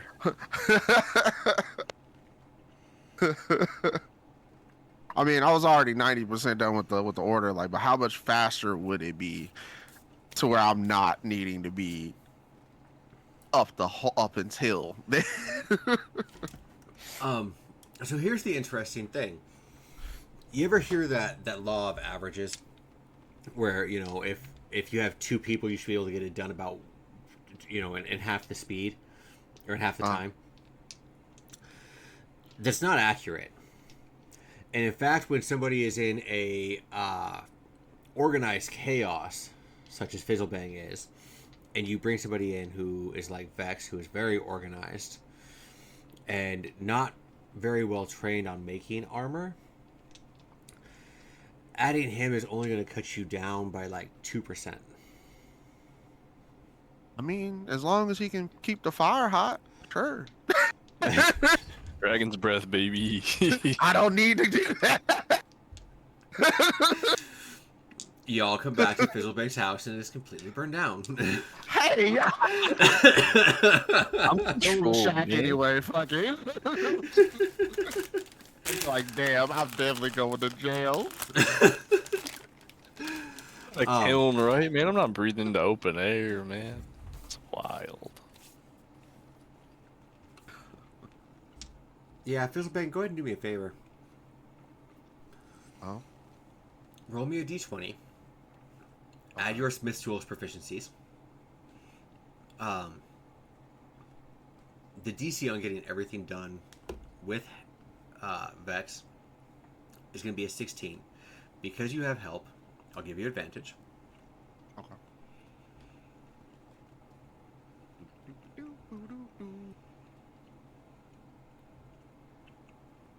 Advantage. Oh, let me take the 3 off. That is a 27. 27. Fantastic.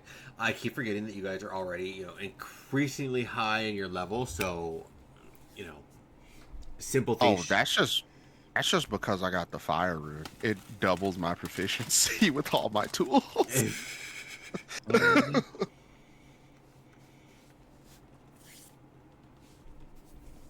You're able to get it done, get it loaded up in your cart, and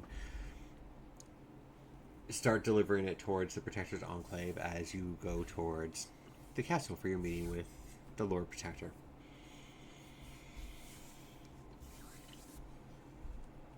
The day itself is gloomy. Rain starts to fall as you guys start to approach the castle. For the first time in many months, you all are together. As you sit out in a chamber waiting for the Lord Protector to finish up a meeting that he has. We will take a short break. And when we come back, you guys will be the first, or you will have the first opportunity to speak to everybody. Woohoo! Yay! All right.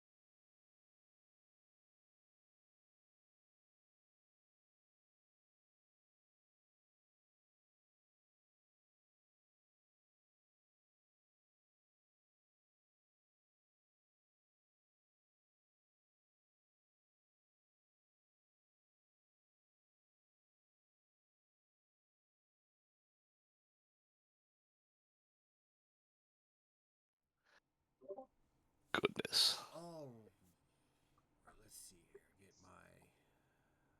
my. All right, everybody, Hey, what welcome you eating? back.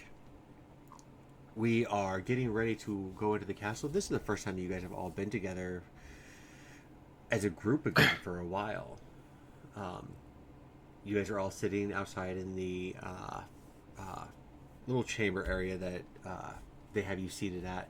There's a large golden door to the north of you. The ceilings in here are insanely high. The whole entire castle, when it got rebuilt just to show off Daggled Neverember's wealth. The floors are marble. They have little golden flecks through it. It's got a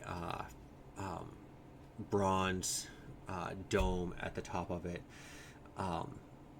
You could probably tell that this castle cost more to build than the entire city itself. I will let you guys have a few minutes before your meeting to kind of catch up.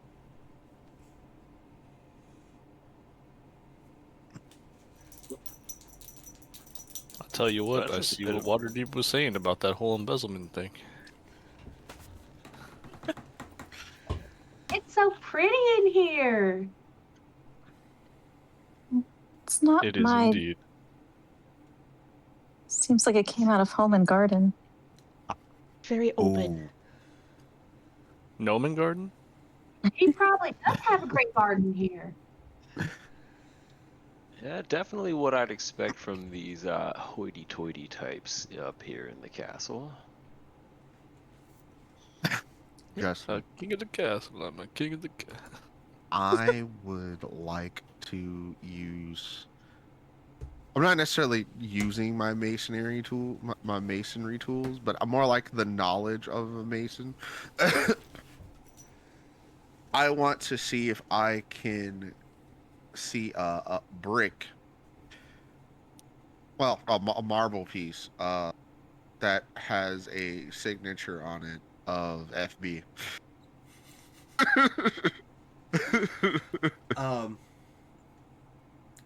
Go ahead and roll me an investigation check.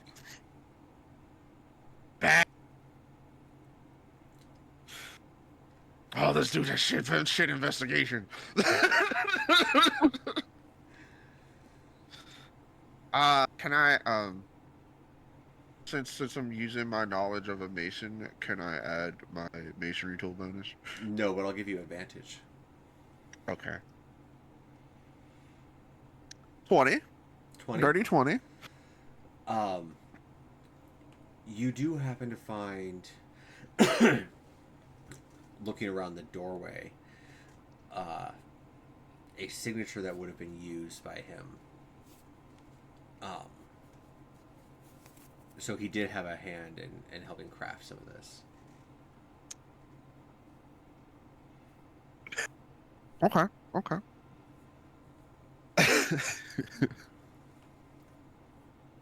They're like, yeah. Yeah, he still couldn't give me enough material to have a good workshop, though.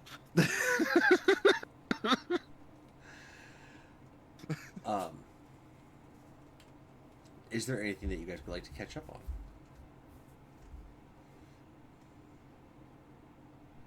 on? So Ella, how's your music career going?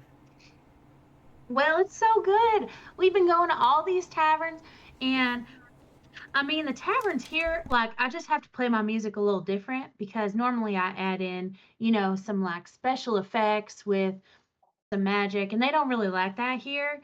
But I mean, I think this isn't my favorite city to play in. I was really looking forward to it, but I kind of just can't do it all exactly the way I normally do. So I guess it's making me grow a lot here. Let me know if you want some pyrotechnics or something. Well, yeah, normally I make them like smell certain things, and I make them see like sparks and glitter and stuff in the air, and I like just when I'm playing my harp and I'm like strumming my fingers across and like there's some flowers coming out of my fingers and it looks like there's all these pretty effects around my strings. I can't do that here because then they get mad at me. Yeah, but if you're not using magic and it's just technology, then they ain't got nothing to say. So let me know. I'll hook you up. Okay. Yeah, if you could Parent, make something, maybe like some rings that I can wear and they like shoot off something, not something that's going to hurt my harp though. I wouldn't damage your instruments, girl. I'd miss your beautiful playing too much. Oh, well, I can play anytime, Fizzlebank. We've been, I mean, it's not my fault you didn't come to the tavern. Look, they had me working day and night like a Hebrew slave. Like it ain't. Oh, all right. Well, maybe tonight then. How's everybody else doing? Oh, was just about to figure out all the secrets to my research. And then I got a letter, and now I'm here. So that should tell you how I'm doing. Did you finally get into that like secret area that you weren't able to get into before? I did. I was walking down the hall. I made it 5 steps down that hallway. I could see the books. And then this John guy shows up out of nowhere with this letter. Isn't he so sweet? I really wanted to punch him in the face. You should Oh. have, honestly. I thought about it. Oh, I was come so on. close, Ella. Job. I didn't. I thought of you and I didn't.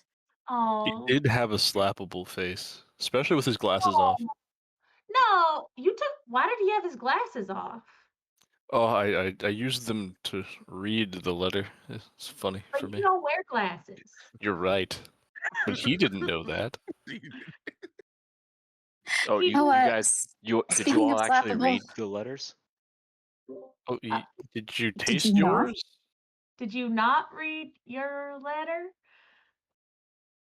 I mean, I totally, yeah, I absolutely, I read Did you see every us word going of it this way and when I should follow them? as literally. I just read it with the utmost literacy. You should have seen how impressed that guy was. He told me he'd read it for me, but I mean, come on, it's me. We're Ella talking read about, mine but- for me. I did. I can read it to you if you want. I can be Oh, like, I already did. That's why I'm here. Not because I won't even ask to see the envelope. I assure you it's torn. Oh, speaking of slappable faces, how is Master Stonevine?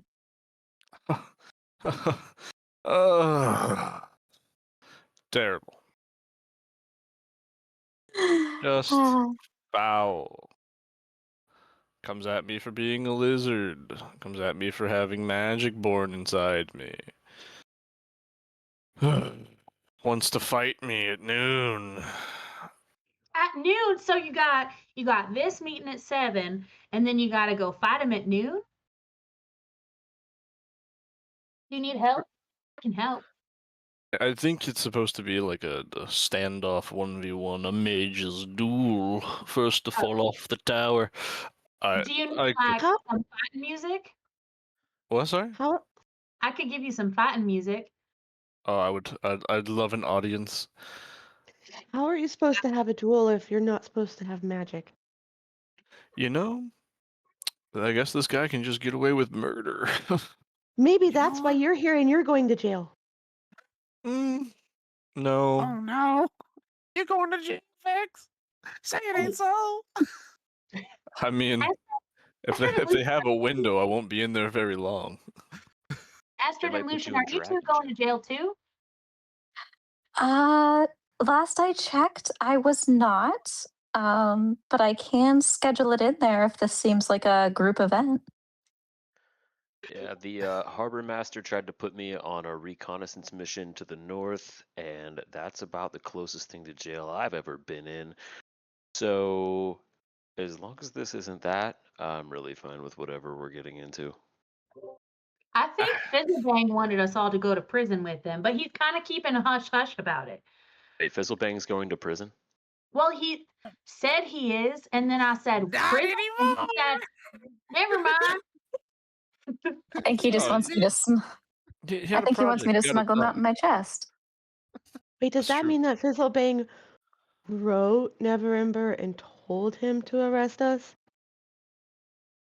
Ooh, what? Wait, are we actually getting arrested? No. Oh, thank God.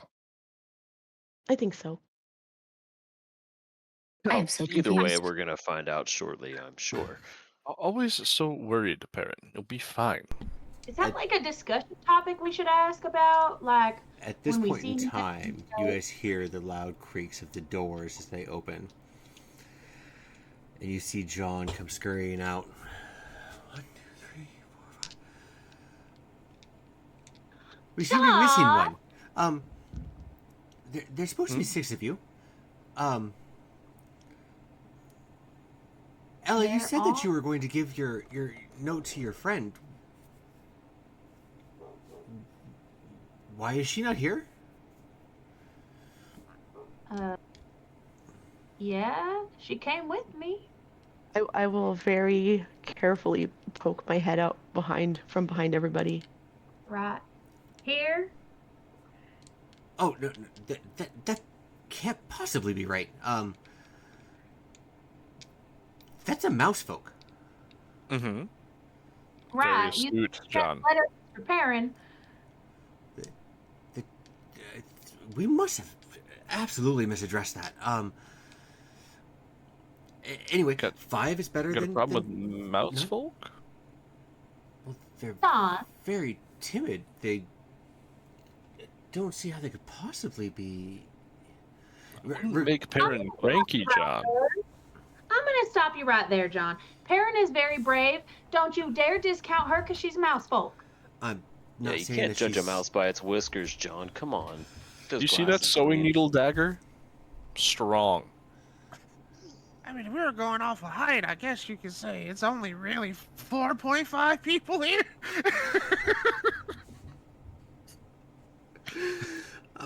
Get on each other's shoulders. You'll be all right. Fair enough, I guess. Well, anyway, the Lord Protector is waiting for you. He's just wrapping up his meeting, but he told me to gather you up and bring you inside. If it's all the same to you, especially with Lady Astrid here, I'm gonna wait out here so that well, I really terribly sorry for what is about to happen. And I just don't want to be hit. You keep saying you're sorry, but why? The letters did not explain it? I mean, I didn't really read The it. letter just told us to get here. Well, the only thing I will tell you is that I'm going to warn you that the Lord Protector's in a... Well, he's in a mood. So, I probably... Is he ever not in a mood? Yes! When we first named him Lord Protector, he was in a great mood for it. In fact, he actually threw a great big party. I don't think there's going to be a party today. All right. That is tragic. But anyway, right through the doors, just wait for him to finish up whatever conversations he's having, and I'm sure he'll be right with you, and I'll be waiting over there. But John, I would love if you would accompany us. What if I need your glasses again? I'll happily just... You can... Thank you. How many fingers am I holding up? 7. 1. Perfect. You don't have... Perrin is gonna pull on the back of your shirt and whisper. Good job, Perrin. Um, Best vision of all of us. I wish you the best of luck, and well, I really hope that you don't mind cold places. Be fine. We stayed here long enough. I mean, I don't mind the cold that much. Honestly, I got a story about that. I'll tell y'all that later, though. Was I supposed to bring a coat? You can't take coats What to was in jail. the letter? Oh, but John, if I do go to jail, you coming with me. I hope you know that. They taking you first. Sadly, I believe if you're going to jail, you're probably right. Oh, then you coming with us, because you going too. That's... I just sat there and said that if you're going to jail, I'm probably going to be going with you. Oh, he meant come to the meeting with us, John. No. Fair enough. You know, you drive a hard bargain, John. Yes. I will, I'll give these back to you. Are you certain you don't need them to read? I'm not entirely certain what they'll have for you in there. Oh, I will be more than fine with my rather perfect vision. It's all right, John. I think you need them to count. Well, I just like how they make me look all regal. I wish you the best of luck. And don't die. I take out a pair of glasses from the costume that I have in my bag, and I hand them to Vex. Oh, wonderful. Thank you. I don't have Always, lenses. always prepared.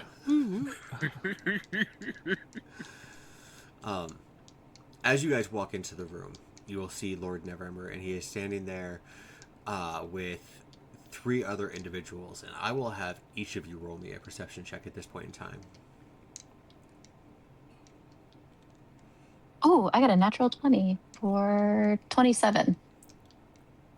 19. 26. 5. 10. Okay. Astrid, Ella, and Perrin. You guys look around, you see Daggle Neverember with his people around him. And you look around, and the room itself is wide and open, but it's very circular. Vex, Fizzlebang, and Lucian. You will see 4 guards in the room, standing there at the ready, spears in hand, gold plate armor on, capes with the Neverwinter symbol on it. The other 3 of you see 20 more guards than that, all hidden throughout the room.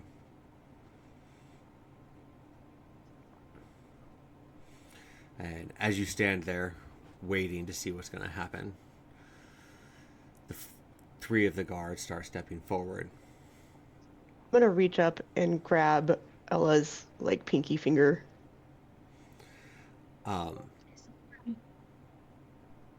They start putting their hands towards their short swords. They get their shields at the ready. And Daggle comes rushing over. No. There's no need for that now. They're simply here to help.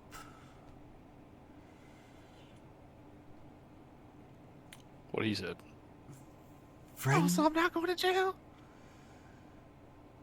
should you be? Oh, no. There was an anonymous letter. Do apologize for that. Trying times being Lord Protector and all. Especially given the circumstances of what's been going on lately. I called you here because, well, to be quite honest, being Lord Protector does come with certain advantages, and I know who comes in and out of my city. I also know that the legends about you are true. And there comes times now that I need to call on your services. We have had... Can you tell us what legends? I just want to hear how cool they are. Well, we have heard of Lady Astrid and Vex and how they have studied the different gates and how the Fae and our plane, although time passes differently, the moons do not. We have heard about your travels in the Astral Sea. We've heard of what happened at Waterdeep and how one of you may have very well found the vault that I had so well hidden. And still slightly annoyed that all of the gold is gone, though. I've heard of the great craftings that your young gnome can do. I've heard how this small little furry one is able to get in and out of buildings hardly being noticed. Some of those buildings quite well protected.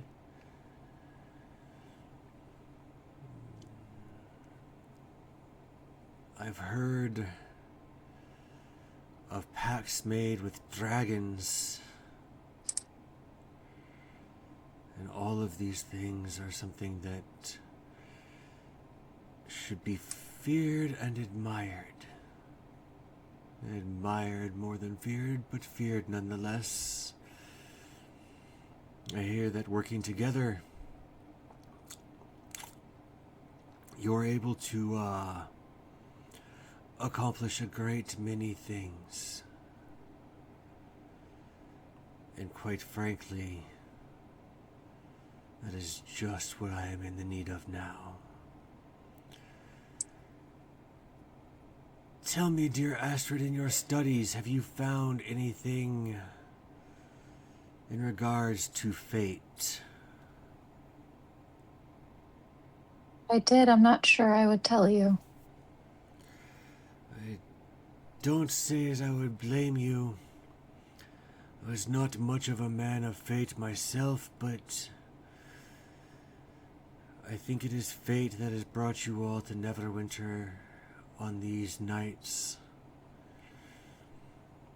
We have had a slew of disappearances.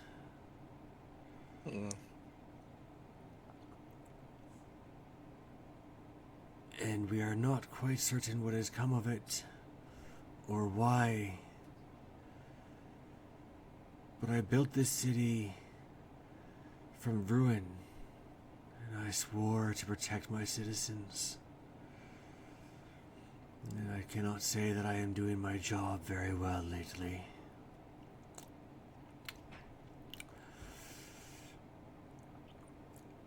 I have employed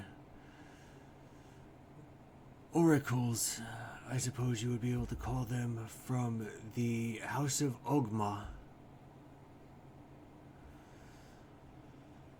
And their news is very grave, quite literally and figuratively. We are up to 11 missing citizens in just a few short days. No trace, no sign of forced entry. A majority of them aristocrats like myself, but no ransom demands have been given.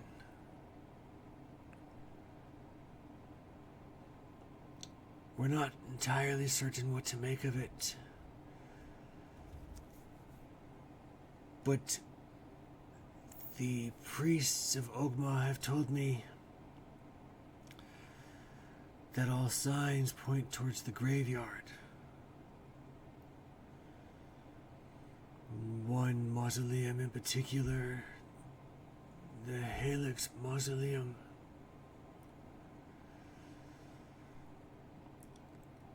I beg of you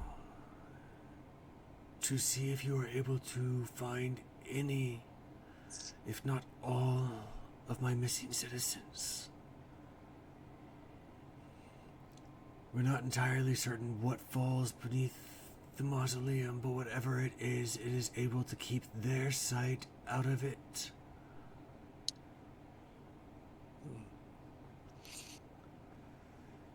I would send my guards, if I had guards to spare. But unfortunately, rebuilding a city costs not only a great deal of wealth, but trying to bring people back to hire. I was hoping to hire you.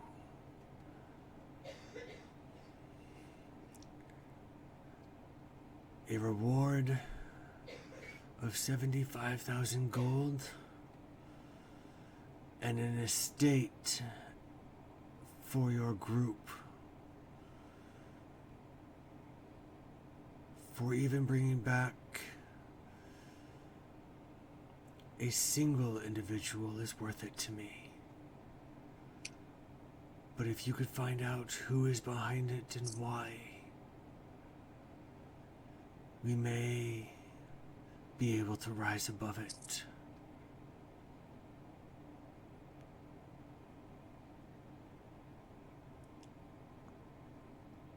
Don't all jump at once. I know it's pittance compared to what it should be, but it is what I have to offer.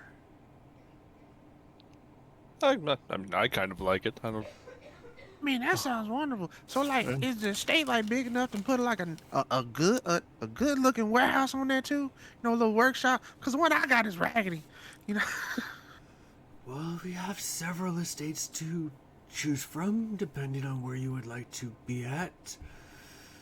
You have one in the Protector's Enclave, one in the Blue Lake District, or one in the Arcane District. Do you have one conveniently located 20 miles north of here? Unfortunately, that would be outside of the Neverwinter walls. I do not have authority to offer you what is not mine. Is there one that has like a library and a little like training room and a space for a workshop and a space for like a performance hall or a practice hall and a space for like some docks? Because that would be pretty cool. And little tunnels underneath it. Oh yeah, with a tunnel system underneath. You want a dock for ships? I mean, it could be a sky dock. It's an astral ship, so. Or you could just throw a ship in if we, manage to find out what took these people. I like that one. Oh, That's yeah, rough. then you don't have to look for a ship. Yeah, get that harbor master off my ass. What kind of ship are you wanting? Just a small little vessel, or do you want something that would require a large crew to run?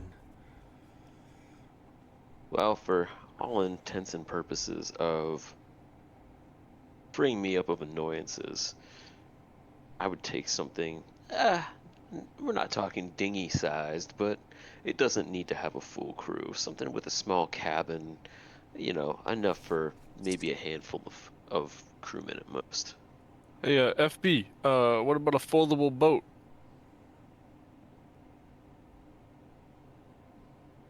You know? That does sound good. I mean, crate size, carryable, folds out into a large, like, semi-galleon. I don't know if you're familiar, but the Arcane ways, we love a good box boat. I'm quite familiar with the Arcane, as well as the problems that come with it. Not so much that people who practice it cause, but the people who envy it do. You know, I got a guy fits that description. Tell you what. A foldable boat can be arranged. Very nice. The estates are yours for the choosing.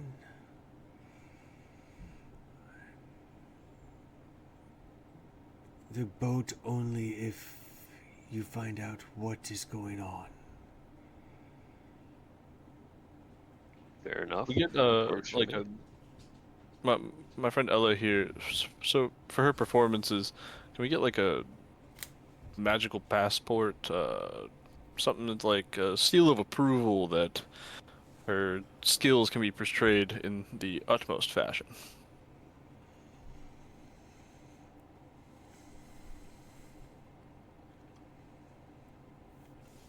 We tend to prohibit certain magics within the walls here. But as long as no harm comes to those who are watching you perform,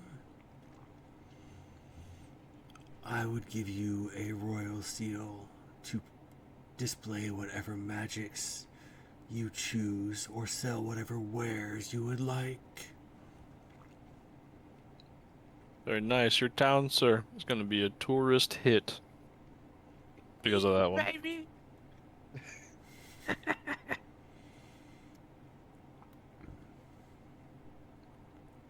Would there be anything that young Perrin or Astrid would like? I would like unfettered access to that restriction section of the library. Ooh, that's a good one.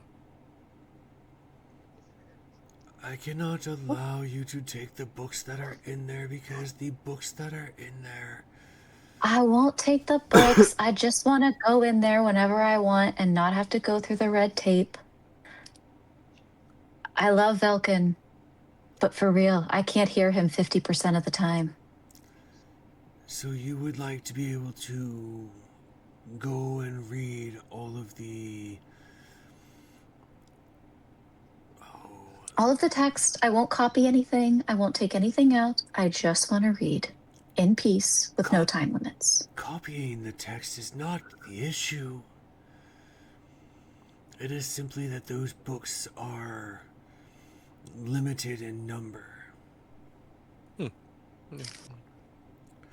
Awesome. Great. I will gladly copy what's in them. And then I just want to be able to go and not set an hourglass. That's it.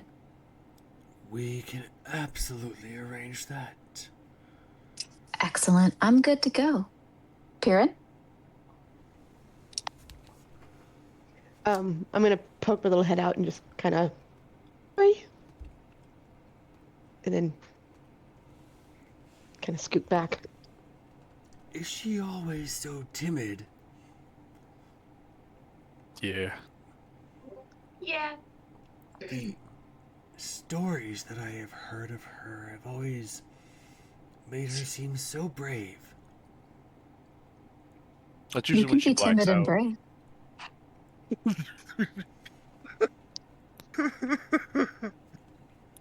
Not from ale, but from rage.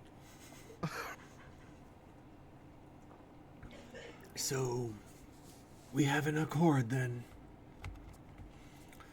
Oh, one other ask, since I kind of asked on Ella's behalf for something. Any knowledge of the chromatic orbs of dragon kind would be wonderful. I'm not entirely certain that I follow. I'm sorry, how do you pronounce your name? Oh, Vex Helix Khan, sir. Vix Helix Con. Mhm.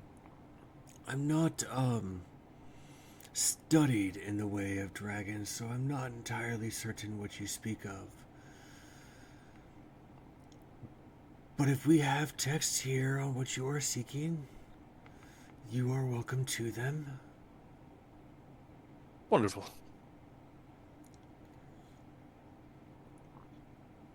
So, an estate 75,000 gold. A foldable boat if you can figure out what is going on. Unrestricted access to the restricted section of the library.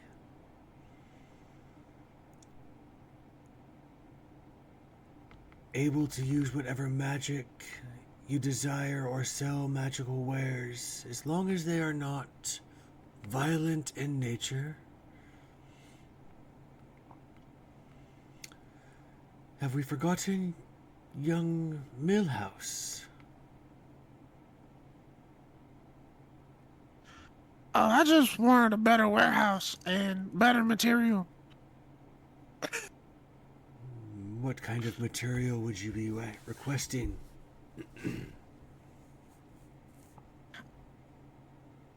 I mean, adamantine works. Heck.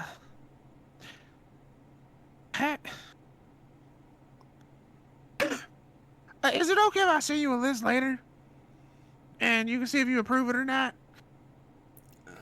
Because, you know, my gears are running, and, you know, it's artificers. We be making plans on plans. And, you know, it happens. I'm sorry. When you ask us stuff, we get to thinking. I am certain that we can accommodate. Adamantine is very rare. So we might not be able to provide as much as you would like, but we can... I'm certain that we can give a little here and there. Okay. I appreciate it. For today's events, I'd ask you to join me at the table in the center of the room, and I will walk you through where you need to go. Lead the way, sir. And in the center of the room, there is a nice, large, round table. It is where the three priests of Ogma stand around. And on that has a map that shows the cemetery.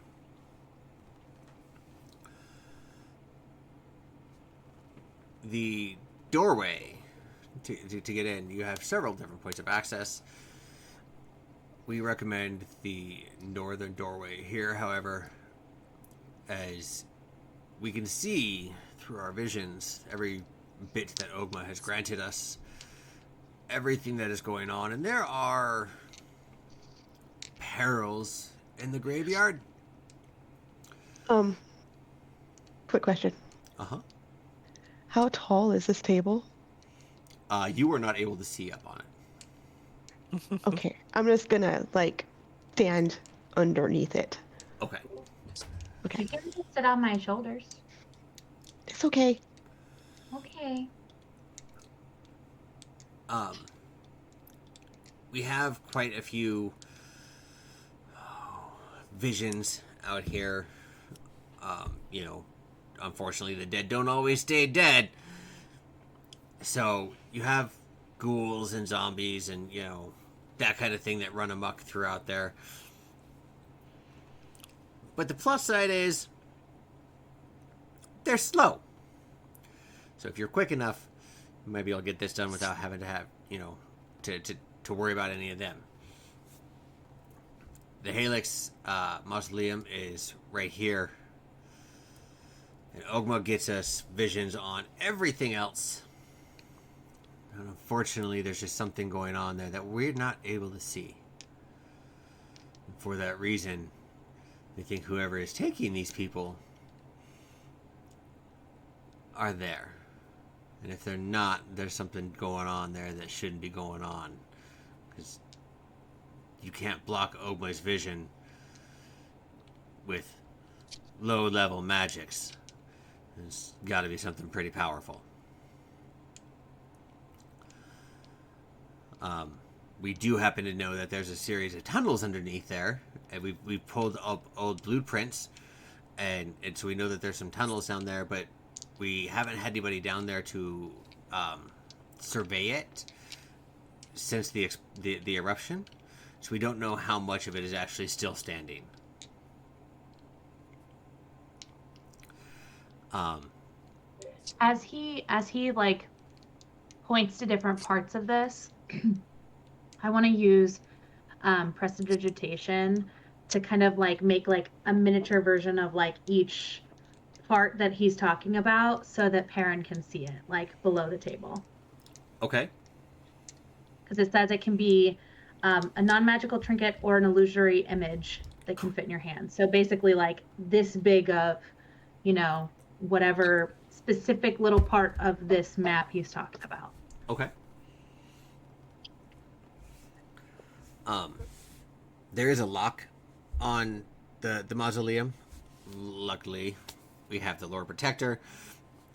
He was able to call the Halix family, and we got a key for it, and I'm going to give that to anybody who really wants to be in charge of it.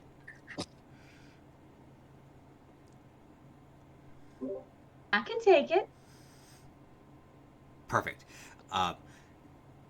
You do realize that this means that you don't need to pick the lock, right?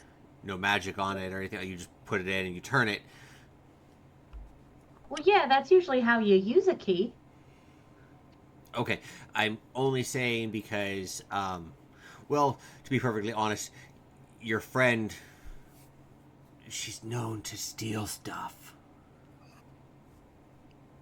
Are you talking about Perrin?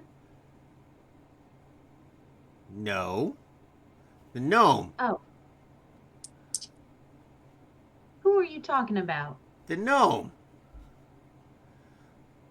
FB? First of all, I ain't never stole none of damn my life. Okay, well, that's a lie. But, that...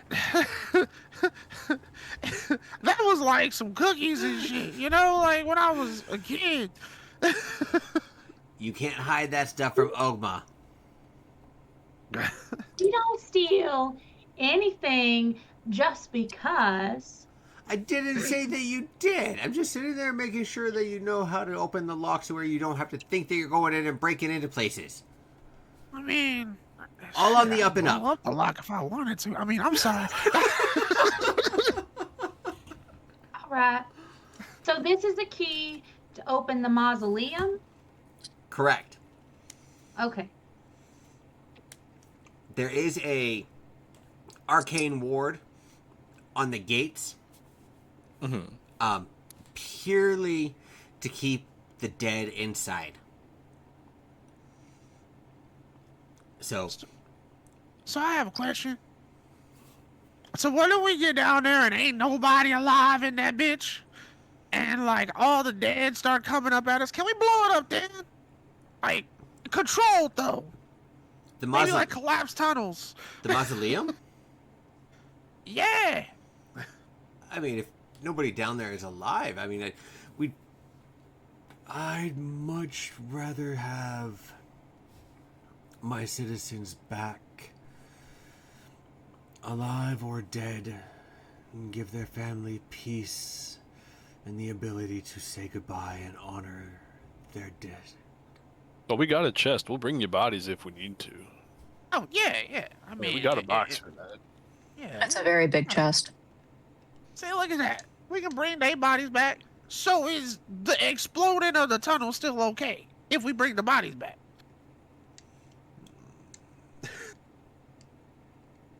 The Halix family still uses the mausoleum as far as the entryway goes to bury their family. The deeper tunnels, however, if you choose to blow them up,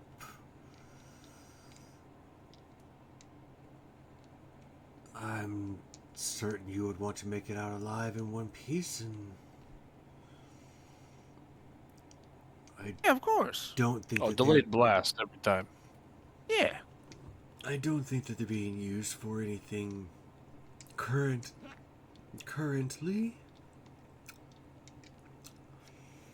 Other than nefarious kidnappings.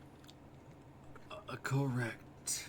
Allegedly. So, if blowing it up will stop future kidnappings from happening, I'm completely on board.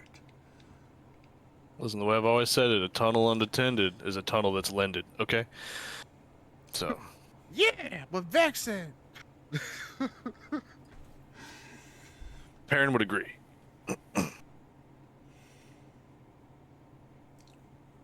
Would you have any other questions for us? Do we know Did you, how many people were abducted? Oh, yeah, true, yeah. We have 7 confirmed cases right now.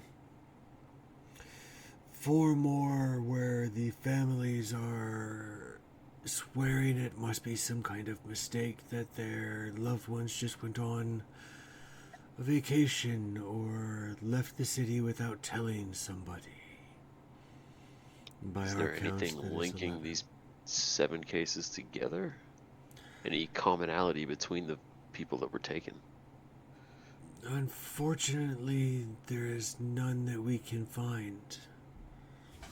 No lineage crossing, no cousins around. I Not mean, were they all nobles? that we are aware of. There are 4 nobles, there are 3 merchants, and 4 peasants.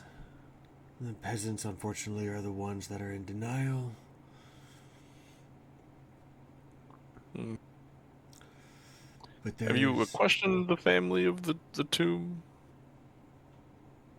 of the 2. I mean, the Helix family, have you questioned them? It's their catacomb, and I just assume they'd have been asked.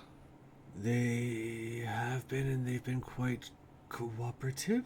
That's how we got the key. Fair enough. Have any of them gone missing? Not as of yet. Hmm. We have, as far as the aristocrats go, a scholar, an actor, a sorcerer, and a historian.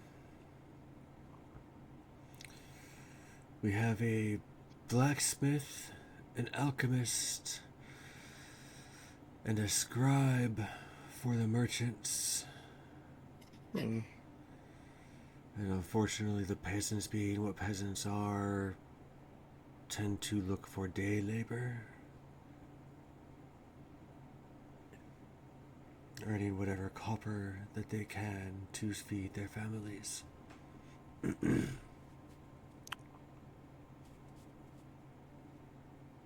Hmm. Is there anyone that you would particularly like back alive? I definitely would not mind having the actor back. I had tickets to see a show that she was in. Yeah, you can't get no refund on those. Nope. I'm not so much worried about the refund. My wife was particularly interested in this play. Oh, so you trying to get brownie points? I got you. I got you. That is the idea behind it, yes. We get the actor out of the dead house, or else your wife puts you in the doghouse. Okay. Listen, all it takes is a good mage hand.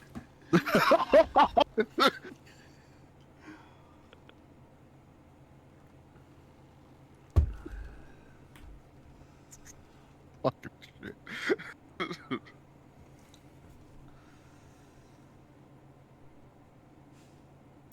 If we happen to have to detour because somebody wants to get thrown off the top of a mage's tower, is that permittable? I'm not entirely certain I understand the question you're asking. Stonevine made it a point that he wants to challenge me. In a mage's duel. I figured I'd go ahead and get the approval here while we have your audience. Ardrick, Yeah. I tell you now that it's probably best for you to leave that one alone. See, and I would, but he kind of came at me. I was simply studying, then I was told that I'm a crappy lizard, and I've got all this innate magic that he didn't get because he was a little boy with no powers and had to learn it from a book or whatever. Listen, I was just trying to study, and Mans wants to go toe-to-toe. I wouldn't. I don't want to fight him. He seems like a really strong guy, tell you what. If you But, don't you know. want to fight him, then why are you asking for permission to do so? Listen, he really wants to go down. He wanted this, so I just figured that I would, on his behalf, ask you for the permission to dance a little on top of a tower. I just doing my due diligence here, more than anything. Not trying to get anybody in trouble, but We'll tell you of two things. First, if you were to have this altercation, because I now know about it, you would be the first person we would have to arrest. even though he's the one challenging, I mean, I'm just defending myself, to be honest with you. If you were defending yourself, you wouldn't be on top of the mage tower. Damn. Second, it is often my experience from my younger and dumber days that those who go looking for trouble, especially the kind of trouble that he is asking for, often have enough anger built up inside of them that losing that fight would mean nothing to them but the guilt on your conscience of killing somebody you already knew you were better than will weigh terribly. Oh, I mean, to be honest, I thought about letting him win, and then sharing drinks with him, but that's What? Oh, it's his ass. I mean, I'm so sorry. Hold on. You think I'm gonna play some fight music just so you can lose? Listen. It Shit, let looks like me he needs ice an him. I ego mean- boost. I was just trying to be polite. A victory may be Time.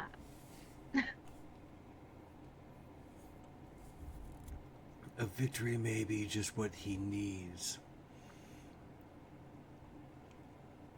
The city, however, needs you more.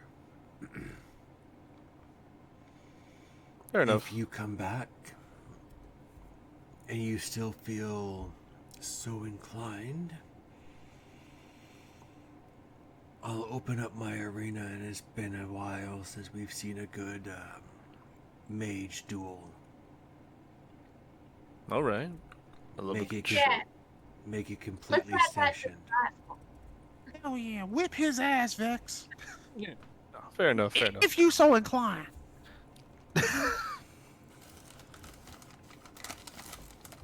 Thank you, sir.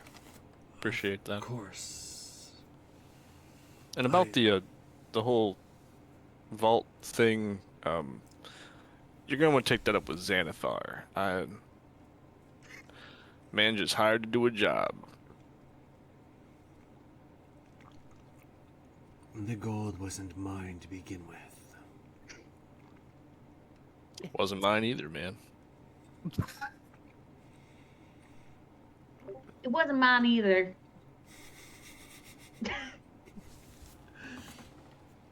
But I also wasn't there, so. I feel I have Aaron kept you. skulks farther under the table.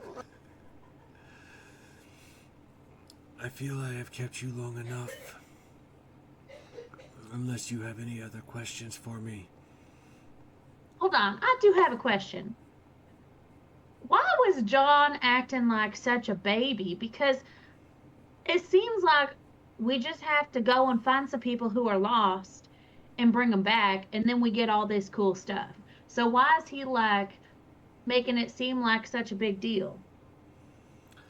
But he's behind it. Fortunately,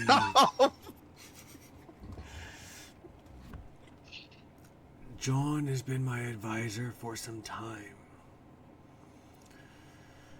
And he's been with me through high times and low times. And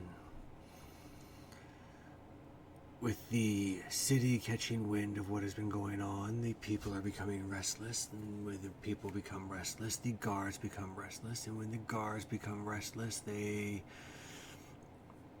get short-tempered.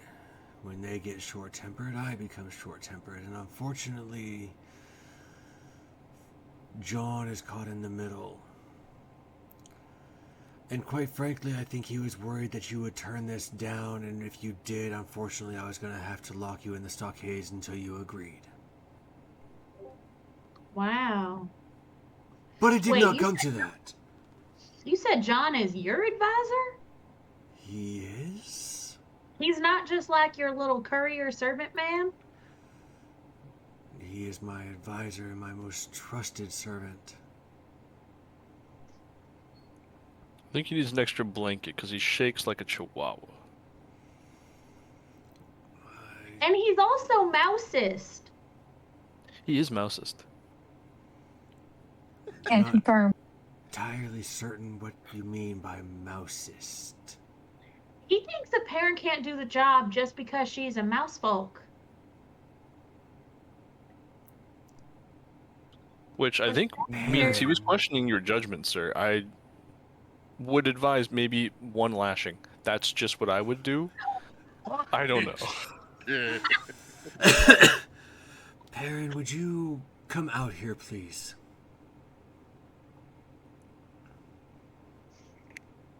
Very sheepishly,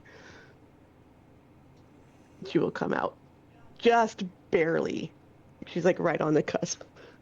And he'll kneel down onto one knee and he'll place his hands over the top of the other knee.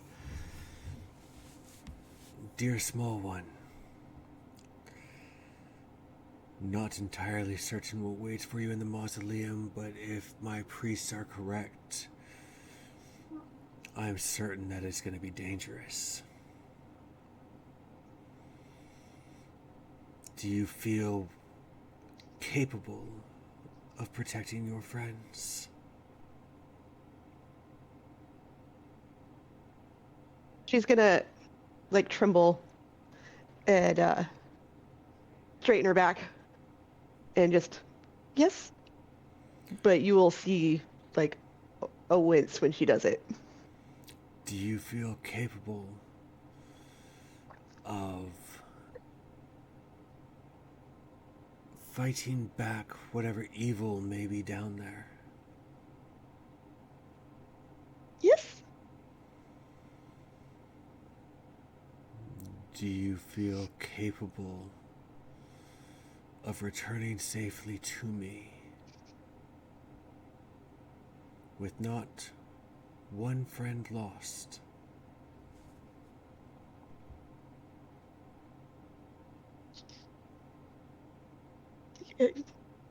Yes.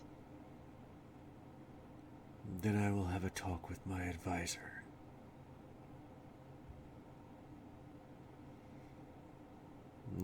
Seems he owes you a bit of an apology. I'm sorry. I don't believe you are my advisor.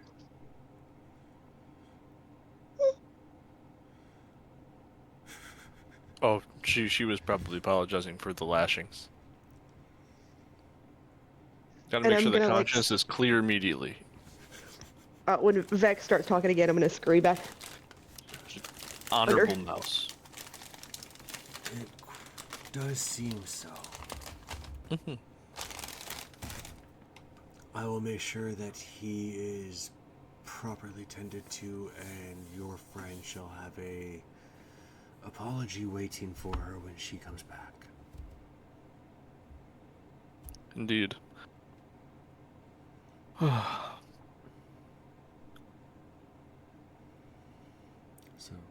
Anything else that I can do for you?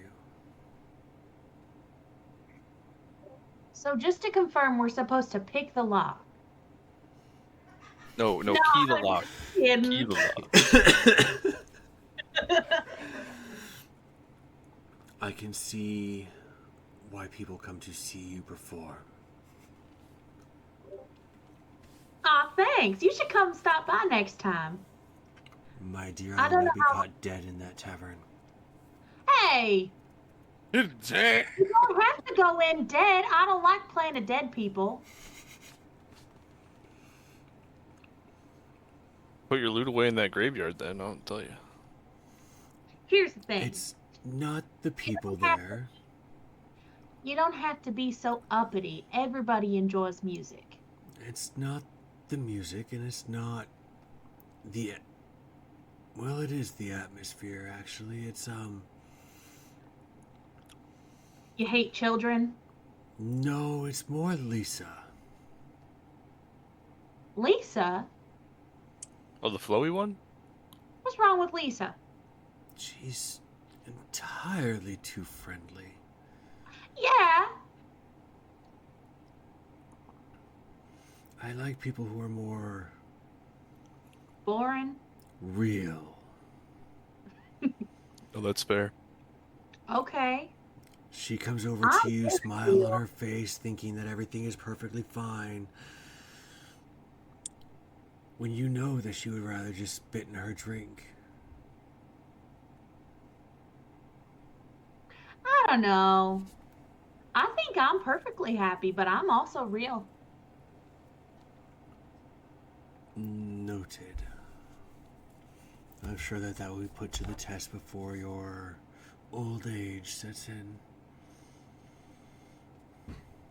I was gonna Okay. be a while for that, Ugh. I just still think you should come and see a show. Why That's don't all. you play at the castle then? Are you going to have a party? If you find the missing citizens, absolutely. All right. I'll play at your party. This is another thing John said. He said you weren't gonna throw a party, and wrong Wait. again. I'm only going to play if Lisa can come.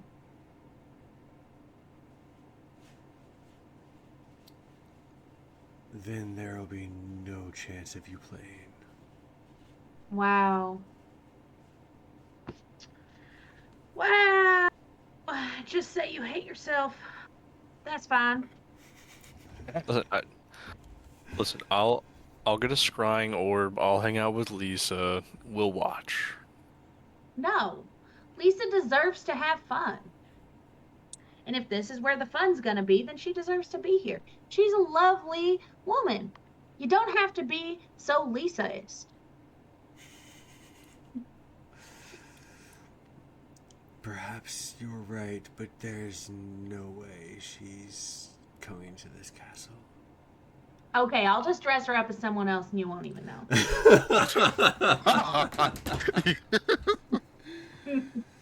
So I'm great at costumes.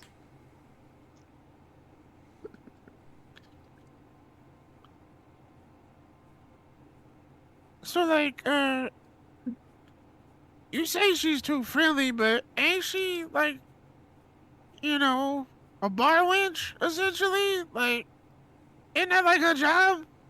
Her whole job. She's supposed to be that. You think people will come if she's You she's got a around little some excited and you married, I see. Oh my gosh, you went on a date with her and she said no. Oh my gosh. I'm telling your wife. I can play matchmaker. If that's all you need, I can make it happen. I can set up a date. I I'm joking. assure you that's not necessary. Because you already been there, done that. Now you guys are exes.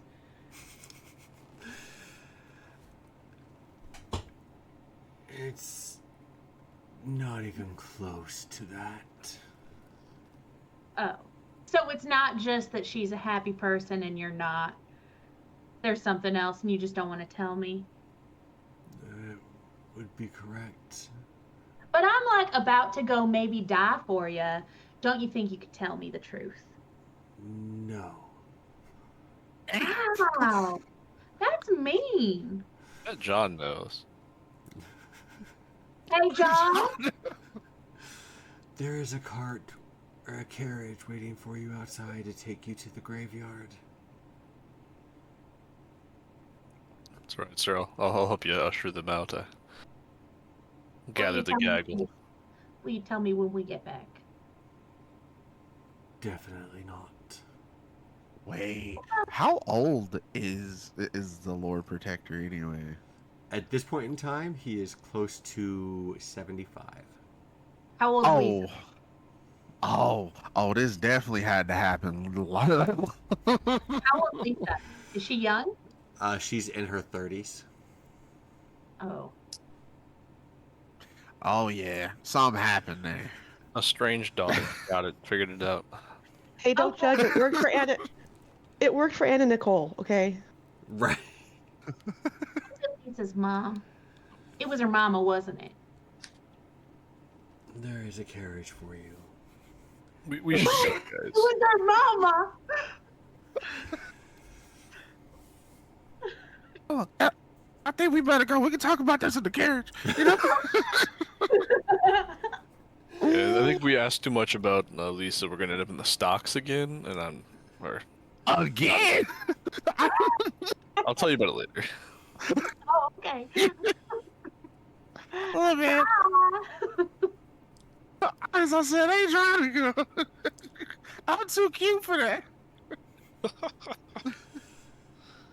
I ain't about to have a half orc try to use me as a toy. I'm good. All right. The carriage. Hold on. Yeah. When we all leave, I'm gonna sneak back after everybody else leaves, and I'm gonna walk up to Neverwinter, and I'm just gonna kind of tug on his whatever he's wearing. Yes. And I'm gonna. mouse. Oh, I'm sorry. Don't hurt John. He's just a scared little mouse too. And I'm gonna turn around and Agreed. walk out. Okay. That was the most adorable thing ever. So, the carriage will take you guys to the Neverwinter graveyard. The gates are open, but you will see glowing runes around the outside of the gate.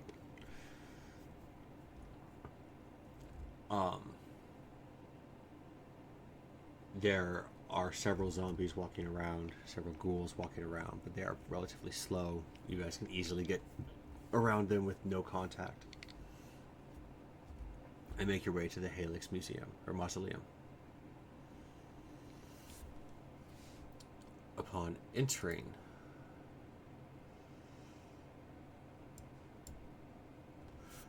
you know what?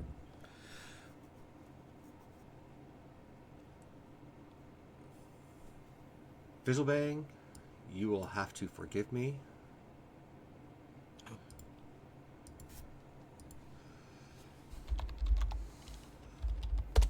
I need to make your token real quick. See, this is Nomus already. No. It completely is. Just all the ists out here, man. Mouses, Least, Nomus, Dragonist, man. It's 'cause he's- Sorcerist, bro. It's 'cause he's purple, isn't it? For real, man. I even got the light. Let's see here. The real truth is everyone's purplest. Facts. I'm just a four-horned small purple people eater. So, like, you know. So basically, Lisa's, you ever think he's like his like illegitimate child?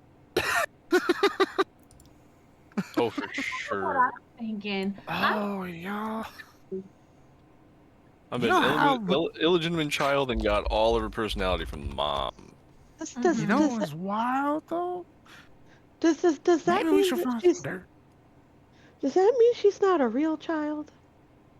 No, it means like like She's a her bastard. mom, yeah, her mom like got with this guy, this Grumpy Gills, and then she had a baby when she wasn't planning on it.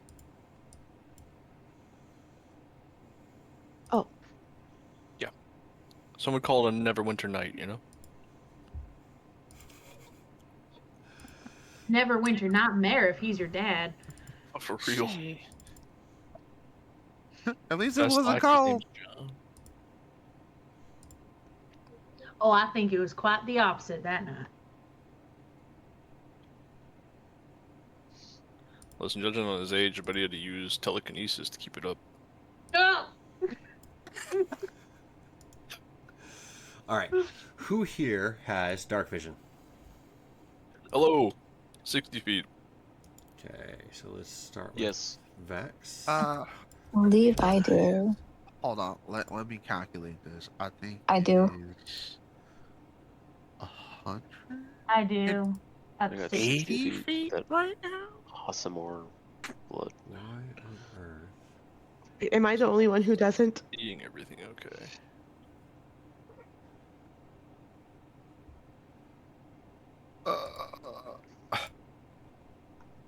Ruined Carver.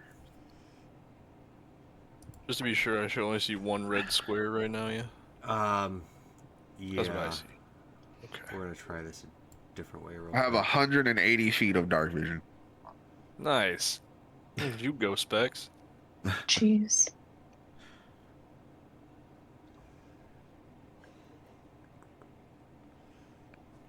Let's see here. I just hate that Roll20 doesn't have a spot where you can just put dark vision just right there. Right. Go here. Go here.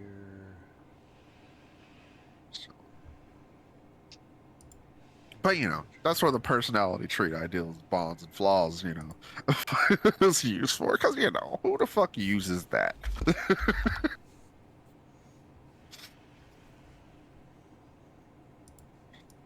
Out of curiosity, do you know about how much longer we'll be playing? About a half an hour, if that. Okay. Okay, perfect. Sorry, we just have to be up early tomorrow, so. I got you. Thank you. Uh-huh.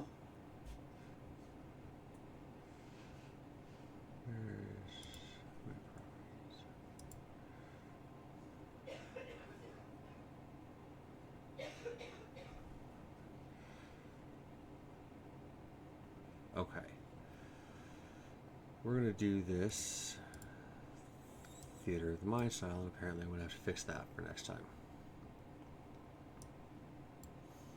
Everything got messed up on my system today. You know what? It's okay. It be happening like that sometimes. Right? And you know, better to happen at the beginning. Oh, 100%. All right.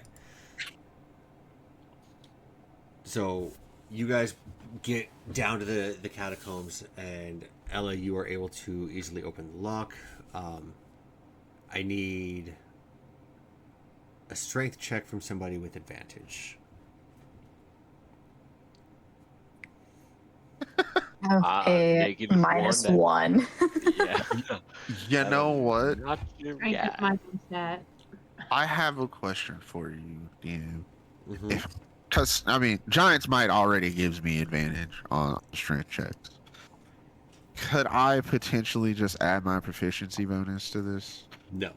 And I'm only asking because I'm at a negative one. Yeah. So you're gonna be looking at athletics to be able to get, or for this check.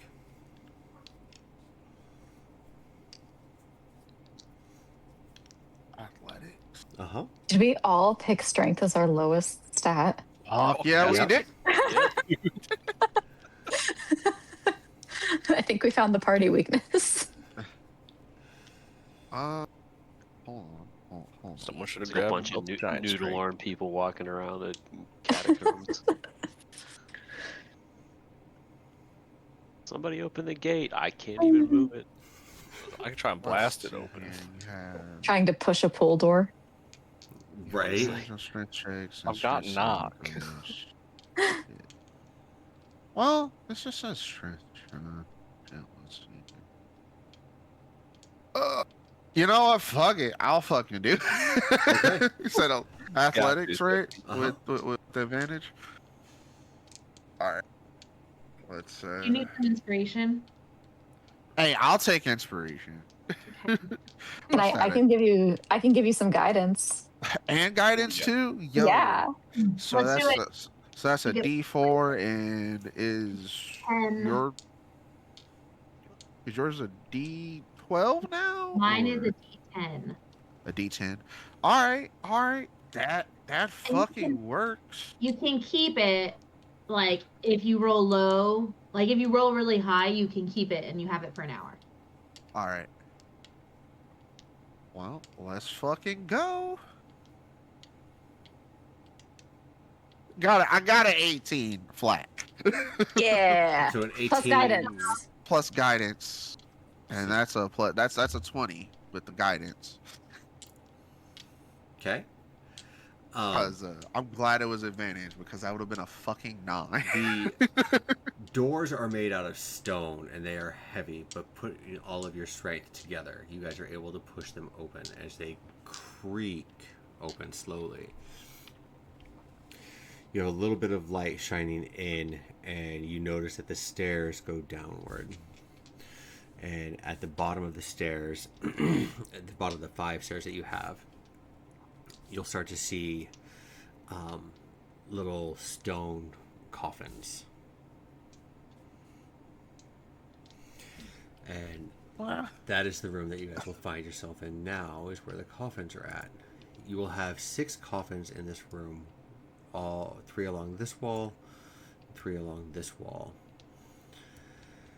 And above them, you will see names of different people of the Halix family, as well as the years that they were born and the year that they had died.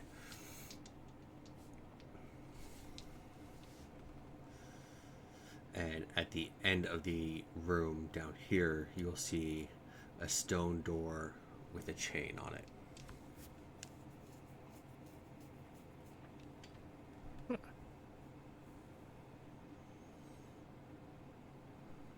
Is there a lock on the chain or just a chain? There is a lock on the chain. Okay. Well, we have a key, right? I want to try the key again. Okay. Does it work? It does not work. What is your passive perception, though? No, I think it's 19. 19. Okay. On the back of the lock, as you were sitting there trying to put the key in, you feel something that doesn't feel quite right. You flip over the lock, and there is a hand that is like this, and right here is an eye. Ooh. Is that symbol on any of these graves? No.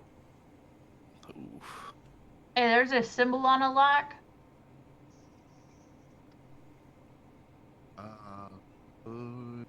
Do I recognize the symbol? If you want to roll me a religion check. I do.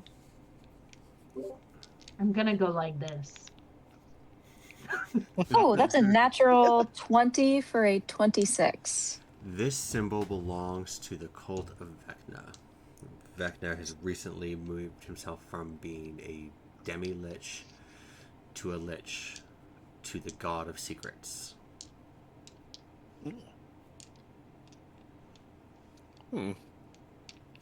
Well, if we don't have a key, I can open the lock, I suppose. I feel like we should look for. I can try. Yeah, let Perrin try. Perrin's good at this stuff. Hey, if it saves me a spell slot, I'll go for it, kid. So I'm gonna try to pick it. Okay. Okay. Guidance. It is a 27. Taking out your thieves' tools and getting ready to pick this lock. How is Perrin feeling? Normal. Normal? Normal for Perrin. Okay. So, your hands shaking and trembling. You just take a deep breath, and it takes you just a quick, brief seconds, and you hear that click, and the padlock opens up.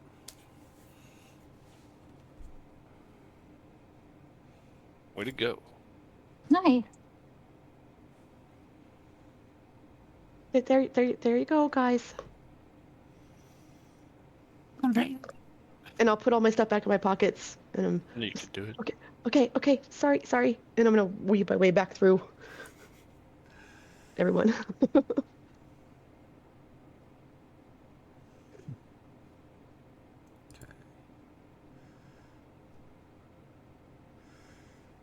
You now have a door that's ready to be opened. All right, Fizz. You got the eyes. I also have a bullet lantern that has like gives 60 feet of light in a cone, Nice. and so I'm gonna turn that on and walk on through. You said 60 feet?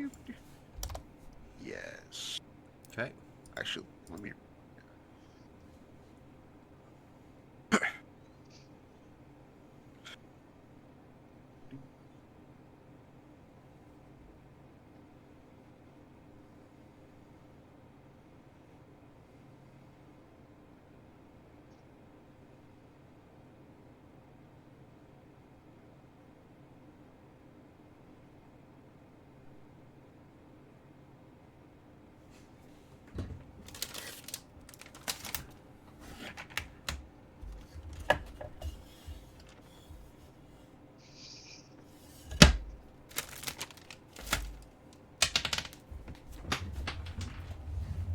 Silence. Well, he said he had to check on something, so I was waiting for him to check. Oh, yeah. Oh, my bad. No, I was just making sure that because making sure it was yeah. That was 60 foot. Yeah, it's a 60-foot cone. Well, Fantastic. 60-foot cone and another additional dim light of an additional 60 feet. Okay. I'm only going to give you 60 feet for this dungeon for it because that should be more than enough to sit there and be able to peer around and everything like that. With that being said, though, who all is helping you try to open this door, if anybody? Oh,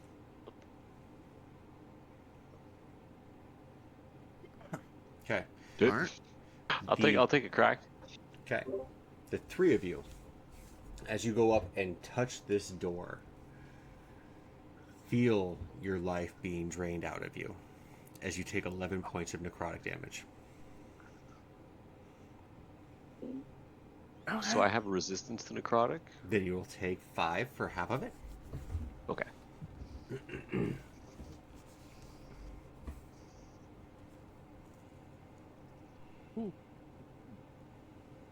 Is it 11, right? Uh-huh. But you are able to push the door that was trapped open. well, that wasn't cool. And So you we will just got traps on doors now. You know, Fizz, that's why I sent you forward. You did me dirty here. No, I'm bait. Not bait. You can smell these things. Come on now. with that, as you guys push the door open, Lucia, do you have dark vision? Yes, yeah. So I'm Okay. ASMR. Perfect. So, Lucian and Vex, you guys will notice that the next room has 5 whites in it. They immediately turn to the creaking door that is open and start to step forward. That is where we're going to end today's session Oh crap! because we don't have time to get into that combat. 5 of them. Uh-oh. Squeak. It's a problem. I got a fireball. you guys will have your very first combat as a team next session. And I will have the map fixed. Woohoo! So And hopefully Twitch as well. I will hopefully Yeah. have Twitch fixed as well, yeah.